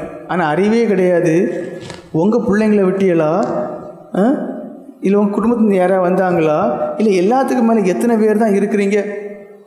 மனசில் கவலை என்னென்னா ஆள் இல்லையே. ஏன்னா நீங்கள் நல்லா புரிஞ்சுடுங்க, 74 வருஷம் ஆச்சு, 74 பிரசங்கமாக இருக்காங்களா? இல்லை. ஆனால் எனக்குள்ள கவலையை நான் சொல்லிடுறேன். அப்போ எனக்கு அடுத்தபடி யாருக்கு தான் பொறுப்பு இருக்குது, எனக்கு அடுத்தபடினா ஊழியக்காரங்களாங்க, எங்களுக்கு அடுத்தபடி அடுத்த பொறுப்பு யார்கிட்ட தான் இருக்குது, உங்கள்கிட்ட. உங்களுக்கு சபைக்கு மேலே அக்கறை இருந்துச்சுன்னா, திரும்பவும் சொல்லி உங்களுக்கு சபைக்கு மேலே அக்கறை, ஏன்னா ஆட்கள் இல்லை. ஆண்டவருடைய சபை ஆண்டவருடைய சபைன்னு சொல்கிறீங்களே, அந்த ஆண்டவருடைய சபைக்கு நீங்கள் என்னத்தை பண்ணுனீங்க? ஒருத்தனை மட்டும் நீ மட்டும் வேதனைப்பட்டே சாவு. நாங்கள் ஃபோன் மட்டும் பண்ணுவோம், பிரசங்கார விடலையா, ஊழியார்களை விடலையா? அப்போ எங்களை நீங்கள் யாருமே யோசித்து பார்க்கலையே. காரணம் என்ன தெரியுமா? முதல்ல உங்கள் பிள்ளைங்களை நீங்களே விட மாட்டியா? உங்களுக்கு எண்ணங்கள் எல்லாம் என்ன, ஐஏஎஸ் ஆகணும், அப்படி ஆகணும், இப்படி ஆகணும். வருக வரோம் இங்கே கிடக்கும், காலம் கடைசி. அப்போ என்ன, முதல்ல உங்கள் பிள்ளைங்களே விடுறதுக்கு உங்களுக்கு 100க்கு 100 விருப்பம் கிடையாது. கல் நெஞ்சி சபையை குறித்து அக்கறைஞ்சலி வாயில் மட்டும் சொல்லுங்க, ஆனால் தான் பிள்ளையை விட மாட்டோம். உங்கள் இருத்துல நீங்களே கேளுங்க, 1-2 பேர் இருப்பீங்க, இல்லைன்னு சொல்லவே மாட்டேன். இந்த சபையை நிலைமையை பாரு. நான் அடிக்கடி யோசிப்பேன், இப்படியெல்லாம் இருந்த சபை, ஆனால் பிரசங்கமாரோன்னு பார்க்கும்போது அங்கே ஆள் இல்லையே. 10 பேர் சொன்னால் ஊழியத்துக்கு போகிறதுக்கு வேணால் 10 பேர் இருப்பாங்க, இல்லை வேணால் 1-2 கூட இருக்கலாம். ஆள் இல்லை. நான் எங்கே போவேன்? மக்களுக்கு சபைக்கு மேலே ஒரு நல்லெண்ணம் இருக்குது, வீட்டில் வச்சு நடத்துங்க, நீ வீட்டிலேயே கேட்குறாங்க, நான் எங்கே போவேன்? முதல்ல முக்கியமான காரணம் என்ன, உங்களுக்கு உங்கள் பிள்ளையை விட விருப்பம் கிடையாது. நீங்கள் உலக மனுஷனை போல, நீங்கள் யார் விசுவாசியாக இருந்தாலும் உங்கள் பிள்ளைங்களை எப்படி தான் விட விருப்பம் இருக்குது, உலக பிரகாரம் மாட்டேன். தப்ப முடியாது, கணக்கு கொடுக்கணும். ஏன்னா நான் ஒருத்தன் மட்டும் வேதனைப்பட்டு இருக்கிறது சரிபடாது. அடுத்த காரியம் என்ன, உங்களை நம்பி இந்த பிள்ளைங்களை ஆண்டு வந்திருக்காரு, நீங்கள் எது பரிசுத்தம்னு சொல்லி அந்த பிள்ளைங்களை என்ன செய்யணும், கொண்டு வரணும். இப்போ என் கணக்கு என்னென்னா 74 வருஷம் ஆச்சு, ஒவ்வொரு வருஷமும் ஒரு 5-10 பேர் வந்திருந்தாங்கன்னா நிச்சயம் நிறைய பேர் இறந்துருப்பாங்க, சுகம் இல்லாமல் இருப்பாங்க. இது எல்லாம் போக இந்த சபையில் ஒரு 100 ஆம்பளைங்களாவது இருப்பாங்க. ஆனால் பாருங்கள், இல்லை. கேட்டால் என்ன, எங்களுக்கு அழைப்பு இல்லை. நான் சொல்லுவேன், நீங்கள் உங்களை ஏமாற்றிக்கிட்டுறீங்க. இது எதுக்கு சொல்ல வாரேன்னா, நீங்கள் என்ன சொல்கிறீங்க, சன்னியாச வாழ்க்கை கஷ்டம், அது முடியாது, அப்படி இப்படின்னு. 1 சாமுவேல் 1:11 வாசிங்க. சேனைகளின் கர்த்தாவே, தேவரீர் உம்முடைய அடியாளின் சிறுமையை கண்ணோக்கி பார்த்து உம்முடைய அடியாளை மறவாமல் நினைத்தருளி உமது அடியாளுக்கு ஒரு ஆண் பிள்ளையை கொடுத்தால் அவன் உயிரோடு இருக்கும் சகல நாளும் நான் அவனை கர்த்தருக்கு ஒப்பு கொடுப்பேன், அவன் தலையின் மேல் சவர்கன் கத்தி படுவதில்லை என்று ஒரு பொருத்தனை பண்ணினாள். பாருங்க, இது ஒரு சுயநலமான ஒரு பொருத்தனை. தாய்க்கு ஒரு சுயநலம், பிள்ளைக்கு மேலே அக்கறை கிடையாது. நீங்கள் கொஞ்சம் யோசித்து பாருங்க. தாய்க்கு ஒரு சுயந்தலம், என்ன சுயந்தலம்?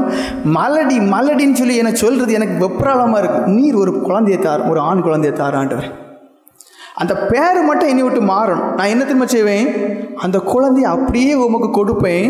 கொடுக்குறது மட்டும் இல்லை, அவன் காலம் வரைக்கும் நசரேயன் அப்படின்னு அர்த்தம் தெரியுமா? உங்களை காட்டில் நீண்ட முடி இருக்கும். அப்போ ஒரு மனுஷனாக இருந்து அப்படி போகும்போது அது நல்லா இருக்குமா பார்க்க? நீங்கள் யோசித்து பாருங்கள். டே கொஞ்சம் முடிய விட்டு, இதுதான் ஸ்டைல், ட்ரெண்டு. அங்கே ஒரு ஸ்டைலும் கிடையாது, ஒரு ட்ரெண்டும் கிடையாது. தாய்க்கு என்ன? தான் மலடிங்கிற பேருக்கு கேட்கக்கூடாது. நான் சொல்லுறது உங்களுக்கு புரியுதா? ப்ராக்டிக்கலாக யோசித்து பாருங்கள். தாயினுடைய சுயநலமான ஒரு ஜெபமும் பொருத்தனை. தாய்க்கு என்ன யாரும் மலடின்னு கூப்பிடக்கூடாது ஆண்டவர், ஒரு ஆம்பளை பிள்ளையை தார நான் ஒப்பு கொடுத்துறேன். ஒருபடி மேலே என்ன போய் அவன் தலையில் கத்தியே படாது. கொடுமையாக பாருங்க. அந்த பிள்ளை கீழ்ப்படிஞ்சா கீழ்ப்படியலையா? கீழ்ப்படிஞ்சில்லா? கீழ்ப்படிஞ்சனால ஆசீர்வாதம் உண்டா, ஆசீர்வாதம் இல்லையா? வேதம் தெளிவாக சொல்லுது, சாமுவேலுடைய எந்த ஒரு வார்த்தையும் தரையில் விழுந்ததில்லை. அப்படின்னா அவர் அந்த காலத்தில் ஆண்டவர் ஒரு தீர்க்கதரிசியாக வச்சாரு. சொன்னது அப்படியே என்ன செய்துச்சு? நிறைவேறுச்சு. ரெண்டாவது என்ன? அவர் என்ன கடைசி நியாயாதிபதி. அடுத்தது யாரு? ஒரு மிகப்பெரிய தீர்க்கதரிசி. அதுக்கும் ஒருபடி யாரு? 2 பெரிய ராஜாக்களை அபிஷேகம் பண்ணினவர். ஏன்னா ராஜாக்களை அபிஷேகம் பண்ணாமல் இருந்து அவங்க என்ன செய்ய முடியாது? ராஜாவா மாறவே முடியாது. நல்லா புரிஞ்சுக்கிடுங்க. எல்லா தகுதியாக இருந்தாலும் அங்கே ஒரு தேவ மனுஷன் கொம்பு வச்சுருப்பாங்க, அந்த கொம்பில் எண்ணெய் வச்சுருப்பாங்க, அதை விடுவாங்க. அப்போ அந்த அபிஷேகம் பண்ணாமல் இருந்தால் முடியாது. அப்போது ஒரு மனுஷனுடைய விருப்பம் அங்கே என்ன செய்யுது? கொல்லப்படுது. உண்மையா இல்லையா? அநேகர் சாவுறது என்ன தெரியுமா? தான் விருப்பத்தை நிறைவேற்றும். தனக்கு சரியினி படம் நாசமாக போவாங்க. அதுக்கு எடுத்துக்காட்டு சொல்கிறேன். நியாயாதிபதிகளின் புஸ்தகம் 13ஆம் அதிகாரம் 5ஆம் வசனம் வாசிங்க. நீ கற்பந்தரித்து ஒரு குமாரனை பெறுவாய். அவன் தலையின் மேல் சவரகன் கத்தி பழலாகாது. அந்த பிள்ளை பிறந்தது முதல் தேவனுக்கென்று நசரேயனாய் இருப்பான். அவன் இஸ்ரவேலை பெலிஸ்தியரின் கைக்கு நீங்களாக்கி ரட்சிக்க தொங்குவான் என்றார். இங்கே நல்லா பாருங்க. அங்கே ஒரு தாயுடைய சுயநலமான ஒரு ஜெபம், இங்கே ஒரு தேவனுடைய தெரிந்து கொள்ளப்படுதல். தேவன் தன்னுடைய அனாதி தீர்மானத்தில் ஒரு தாயின் தகப்பனையும் தீர்மானிக்கிறார். தீர்மானித்து உனக்கு ஒரு குழந்தை பிறக்கும். அந்த குழந்தை உனக்கு ஒரு குழந்தை பிறக்கும். அந்த குழந்தை இஸ்ரவேல் தேசத்தை மீட்டு ரட்சிக்கும், மீதியான கையிலேருந்து விடுவிக்கணும். என்ன கண்டிஷன்? அந்த குழந்தை நசரேனாக இருக்கணும், நீண்ட முடிவுடையதாக இருக்கணும். திராட்சை பழங்களோ திராட்சை ரசமோ திராட்சை அந்த இதுபடி எதுவுமே எடுக்கக்கூடாது. செத்த மிருகங்கள் செத்த மனுஷ பக்கத்துலலாம் போகக்கூடாது. இப்படி சில கண்டிஷனை மட்டும் கொடுத்தது யார்? தேவன் கொடுத்தாரு. யார் மூலம் கொடுத்தாரு? தூதனை கொண்டு கொடுத்தாரு. அந்த பிள்ளை கீழ்ப்படிஞ்சிச்சா? கீழ்ப்படியலை. அங்கே நல்லா புரிஞ்சுக்கிடுங்க. கீழ்ப்படித்தல் உங்கள் ஆசை, உங்கள் விருப்பத்தை நீங்கள் கொன்னாதான் உங்கள் வாழ்க்கை ஆசீர்வாதமாக இருக்கும். அது குடும்ப வாழ்க்கையானாலும் சரி, என்ன வாழ்க்கையானாலும் சரி, உங்கள் ஆசை இச்சை விருப்பம் நீங்கள் கொன்னாதான் அந்த வாழ்க்கை நல்லா இருக்கும். அங்கே ஒரு தாயினுடைய சுயநலமான ஒரு ஜெபத்துக்கு பிள்ளை கீழ்ப்படிஞ்சிச்சு. இல்லைன்னா அந்த பிள்ளை ஒரு 12, 13, 15 வருஷம் ஆன பிறகு வெளியில் ஓட முடியாதா? முடியாதா? தாராள வழியில் போகலாம். என் வாழ்க்கை நான் பார்த்துக்கிடுவேன். முடியாதா? முடியும். ஆனால் அது கீழ்ப்படிஞ்சிச்சு. இங்கே தேவனே என்ன செய்கிறாரு? ஒரு குழந்தை பிறக்கிறதுக்கு முன்னாடியே அந்த குழந்தைய என்ன செய்கிறாரு? அதாவது உருவாக்கம் படுவதற்கு முன்னாடியே சொல்கிறாரு அது நசரேனா இருக்கணும். அப்போ நிச்சயமாக அந்த குழந்தையால் நசரேனா இருக்க முடியாதா? முடியும். அந்த குழந்தை தான் வாழ்க்கையில் நசரேனா இருந்துச்சா? இல்லை. ஏன் இருக்கலை? அது என்ன நினச்சிட்டு தெரியுமா? இதெல்லாம் ஒரு மேட்டரே கிடையாது, நான் இதுக்கு இதை கீழ்ப்படியணும், ஆசைக்கு இடம் கொடுத்துச்சு. அப்போ யார் கெட்டு போகிறா? தேவனாலே முன்குறிக்கப்பட்டு தேவனாலே அத்தகைய ஒரு சரீரத்தை கொடுத்து எல்லாமே கொடுத்த அந்த மனுஷன் கெட்டு போகிறான். காரணம் என்ன தெரியுமா? கீழ்ப்படியாமை. அவன் வாழ்க்கை ஆசீர்வாதமாக இருந்துச்சா? இல்லை. சிம்சனுடைய அந்த கட்டுக்கு எத்தனை வருஷம் வாழலாம்? சும்மா நிஸ்சாரமாக 100 வருஷம் வாழலாமா? தாராளம் வாழலாம். அந்த காலத்தில் உள்ள அந்த நிலக்கதவெல்லாம் பார்த்தீங்கன்னா பெருசாக உயரமாக 1 டன்னாவது இருக்குமா. சும்மா அசால்ட்டாக என்ன செய்கிறாரு ஆளு தீவிட. அப்படின்னு அர்த்தம் தெரியுமா? ஷீனங்கிறது அந்த உடம்புல இருந்துச்சா? பலவீனம் அந்த உடம்புல இருந்துச்சா?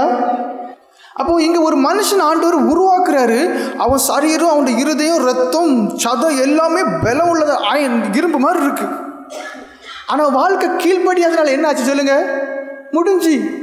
கிட்டத்தட்ட சொல்ல போனால் தற்கொலை தானையா? உண்மையா இல்லையா? நிறைய பேரை கொன்னுச்சு. விசுவாச பட்டியலையும் இருக்கு, இல்லைங்கல. ஆள் பரலோகத்தில் தான் இருக்கு, அதில் மாற்றம் கிடையாது. ஆனால் தற்கொலை மாதிரி தானே கிட்டத்தட்ட. அது என்னதான்? தான் உயிரை தான் மாய்க்கிறது. அப்போது நல்ல ஒரு மனுஷன், நாங்கள் உருவாக்கப்பட வேண்டிய மனுஷன், அதுக்குள்ளே எல்லாமே ஆண்டவர் கொடுத்து தான் உருவாக்குறாரு. ஆனால் என்ன செய்ய முடியலை? கடைபிடிக்க முடியலை. காரணம் தான் ஏன்? தனக்கு ஆசையை வளர்த்து கொண்டார். உண்மையா இல்லையா? காணுகிற ஒரு பொம்பளைய நான் விரும்புகிறேன், எனக்கு வேணும்னு கேட்டார். தான் ஆசையை வளர்த்துக்கிட்டார், தான் இச்சையை வளர்த்துக்கிட்டார். ஆசை இச்சை என்ன செய்துச்சு? கொன்னுச்சு. ஆனால் புரிஞ்சுக்கிட வேண்டியதான காரியம் என்ன? நீங்கள் அந்த பிள்ளைங்களுக்கு சொல்லிக் கொடுக்க வேண்டிய பிரகாரம் சொல்லிக் கொடுக்கணும். பரிசுத்தத்தை ஆண்டவர் உங்களுக்குள்ள வச்சிருக்கிறாரு. உங்களால் பரிசுத்தமாக ஜீவிக்க முடியுங்கிறது மத்தேயு எழுதின சுவிசேஷம் 19 அதிகாரம் 12ஆம் வசனம் வாசிங்க. தாயின் வயிற்றிலிருந்து அன்னர்களாய் பிறந்தவர்களும் உண்டு, மனுஷர்களால் அன்னர்களாக்கப்பட்டவர்களும் உண்டு, பரலோக ராஜ்யத்தின் நிமித்தம் தங்களை அன்னகர்களாக்கி கொண்டவர்களும் உண்டு. என்ன சொல்லப்பட்டிருப்பாருங்க? பரலோக ராஜ்யத்திற்கென்று தங்களை அன்னகர் ஆக்கி கொண்டவர்களும் உண்டு. நான் அடிக்கடி விதவைகளை பார்ப்பேன். எனக்கு இந்த விதவைகள் எல்லாம் பார்க்கும்போது நான் ரொம்ப கனமாக வச்சுருப்பேன். நீங்கள் எப்படி உங்களை காத்துக்கிட்டுறீங்க? இப்படியே நான் கேட்டது உண்டு. என்னை வாயத்தின்னு சொல்லுவாங்க, என் பிள்ளைக்கு சிந்தனை தான் இருக்கும், என் பிள்ளைக்கு நல்ல ஒரு எதிர்காலத்தை கொடுக்கணும். எனக்கு கண்ணிலேருந்து கண்ணீரெலாம் மடமடான்னு பாஞ்சிடும். ஏன்னா அவங்களுடைய நோக்கம் எப்படி இருக்குது? அதாவது சிந்தனை மாறுது பாருங்க. தான் சுய இன்பம், தன்னுடைய மாம்சிக இன்பம், இதெல்லாம் மாறி அந்த சிந்தனை மட்டும் மாறுது, வாழ்க்கை மாறுது. சொல்ல புரியுதா? சிந்தனை மட்டும் மாறுது, வாழ்க்கையே மாறுது. அப்போ இப்படி தன் பிள்ளைங்களுக்காண்டி தன்னுடைய ஆசைகளை சிலுவையில் அறையும் போது ஏன் ஒரு மனுஷையால் தன்னுடைய ஆசை விருப்பத்தை சிலுவையில் அரைஞ்சிக்கிட்டு அநேக ஆத்துமாக்களை பரலோகத்தை கொண்டு போகிறதுக்காண்டி தியாகம் பண்ண முடியாது? நான் சொல்லுறது புரியுதா இல்லையா? உங்களால் முடியும். நீங்கள் சொல்லிக் கொடுக்குற விதத்தில் முடியும். அப்போ நீங்கள் இந்த ஊழியத்தை குறித்து அக்கறை உள்ளவங்க, நான் கடைசி எல்லாமே சொல்லிட்டு கடைசி சொல்லிட்ட காரியங்களாங்க. ஏன்னா எனக்கு மனசில் அவ்வளோ ஒரு கவலை. ஏன்னா நான் ஒருத்தையும் கவலைப்பட்டு ஒன்றும் நடக்காது. அப்போ எனக்கு நீங்கள் ஒத்துழைக்கணும். ஏன்னா சின்ன பிள்ளைங்களுக்குள்ளே அந்த விதையை நீங்கள் தூவுனா மட்டும்தான் அந்த பிள்ளைங்களுக்குள்ள மதியினம் மாறும். அந்த பிள்ளைங்களுக்குள்ள சபையை குறித்த ஒரு எண்ணம் இருக்கும், நம்ம பரிசுத்தத்தை குறித்த ஒரு எண்ணம் இருக்கும். நான் மட்டும் வாழணும்னு இருக்காது, நான் இன்னும் அநேக ஆண்டவர்களை கொண்டு வரணுங்கிற எண்ணம் இருக்கும். அதை உருவாக்க வேண்டியது யார்? நீங்கள் மட்டும்தான். ஏன்னா நான் சுவிசேஷத்தின் மூலம் மொத்தத்தில் சொல்லிடுவேன், அந்த பிள்ளைங்க என்னை கவனிக்க தெரியாது. ஆனால் 4 பேர் 5 பேர் இருக்கிறது உங்களுக்கு 4 பேரையும் கவனிக்க வைக்க முடியும். உங்களை ஆண்டவர்கள் ஒப்பு கொடுங்க. ஒரு வேளை சின்ன ஆசையும் விருப்பத்தையும் நீங்கள் சிலுவையில் அறையலாம். அடுத்து என்ன தெரியுமா? அதனால் வரக்கூடிய சந்தோஷத்துக்கு அளவே கிடையாது.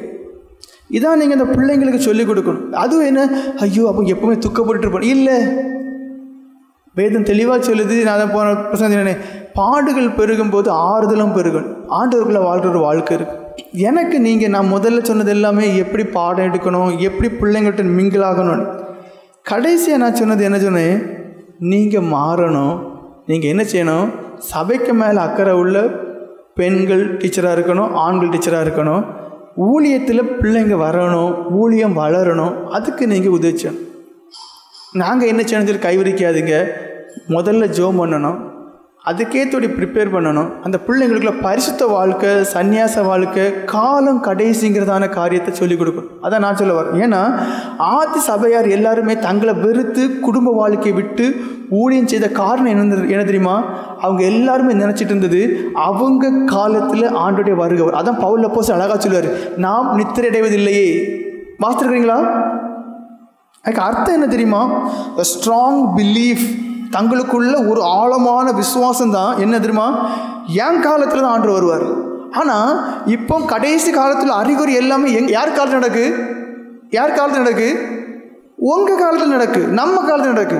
ஆனால் இப்போ நம்ம என்ன தெரியுமா இருக்கோம், நோவாவின் காலத்தில் உள்ளவங்கள சாப்பிட்டு கொழுத்து தின்னு எடுத்து நல்லா இருக்குன்னு விரும்புகிறோம். இப்போ எனக்கு நீங்கள் செய்ய வேண்டியது, உங்களுக்கு முதல்ல சபைக்கு மேலே அக்கறைவேன். திரும்பவும் சொல்லேன், உங்களுக்கு சபைக்கு மேலே அக்கறைவேன். நான் ஒருத்தன் மட்டும் கிடந்து வேதனைப்பட்டிருக்கிறதில்ல. அந்த அக்கறை எப்படி இருக்கணும், பிள்ளைங்களை 100க்கு 100 மார்க் எடுக்கணும் மட்டும் இல்லை, பிள்ளைங்களை பரிசுத்தமாக வளர்க்குறதுக்குள்ள, பரிசுத்தமாக மாறுறதுக்கும், அந்த பிள்ளைங்க சன்னியாச வாழ்க்கையை விரும்பி ஆண்டவருக்குள்ளே வர்றதுக்கும். ஏன்னா வேதம் தெளிவாக இருக்குது, பரலோக ராஜ்யத்திற்கென்று அன்னகராக்கி கொண்டு வரணும். எந்த ஒரு மனுஷனாலும் ஆண்டவருக்கென்று வாழ முடியும், உண்மையா இல்லையா? இது புரிஞ்சு நான் எவ்வளோ சொல்லித்தர முடியுமோ அவ்வளோ என்னால் முடிஞ்ச நான் சொல்லிட்டேன். அதனால் எல்லாம் ஏன் தலையில் ஏற்றி வைக்காதுங்க, நான் அமுங்கி நான் ஒன்றும் இல்லாமல் போயிடும். ஆனால் எனக்குள்ள ஒரு நோக்கம் இருக்குது, எப்படி என் விருப்பத்துக்கு மாறாக என்னையே என் ஆண்டவர் சன்னியாச ஜீவிதத்தை கொண்டு வந்தாருன்னா அதுக்கு ஒரு நோக்கம் இருக்குது. நான் சொல்ல புரியுது உங்களுக்கு? அப்போ அதே போல் எல்லாராலும் ஆண்டவர் பிரியமாக வாழ முடியும், அழைக்கப்பட்டவங்க. ஏன்னா கடைசி காலம். இப்போ என்ன ஆகிப்போச்சு, தனக்கு தாங்களே எங்களுக்கு இல்லை எங்களுக்கு இல்லை, நீங்கள் தான் நரகத்தை டிக்கெட் எடுத்துகிட்டு போயிட்டுருக்கிறீங்க, யாரெல்லாம் காப்பாற்ற முடியாது. அல்ல, எனக்கு நீங்கள் செய்ய வேண்டியது, உங்களுக்கு முதல்ல இருக்க வேண்டியது சபைக்கு மேலே ஒரு அக்கறை இருக்கணும். அந்த அக்கறை உண்மையாக இருந்துச்சுன்னா நீங்கள் ஒழுங்காக பாடம் எடுப்பீங்க. ஒழுங்காக பாடம் எடுப்பீங்கன்னா அதில் பரிசுத்த வாழ்க்கையும் சொல்லிக் கொடுப்பீங்க. ஒழுங்காக பரிசுத்த வாழ்க்கை சொல்லிக் கொடுப்பீங்கன்னா அந்த பிள்ளைங்க பரிசுத்த விரும்பும். எந்த பிள்ளை பரிசுத்த விரும்புதோ அதுக்குள்ளே ஆண்டு நினைச்சுவார், அவருடைய ஊழியஞ்சோடைய விருப்பத்தையும் கொடுப்பார். நான் சொல்ல புரியுதா? மனசிலாக்கிட்டேன். அதில் நிறைய காரியம் சொல்லிட்டேன். எனக்கு தேவை உங்களுக்குள்ள ஒரு பாரம் உருவாகணும். அந்த பாரம் கொஞ்சம் ஸ்ட்ராங்காக இருக்கணும். அந்த பாரம் ஸ்ட்ராங்காக இருந்து நீங்கள் என்ன செய்யணும், சபை வளர்ச்சிக்குன்னு சொல்லி பிரயாசப்படும். அதுதான் என்னுடைய ஒரே நோக்கம்.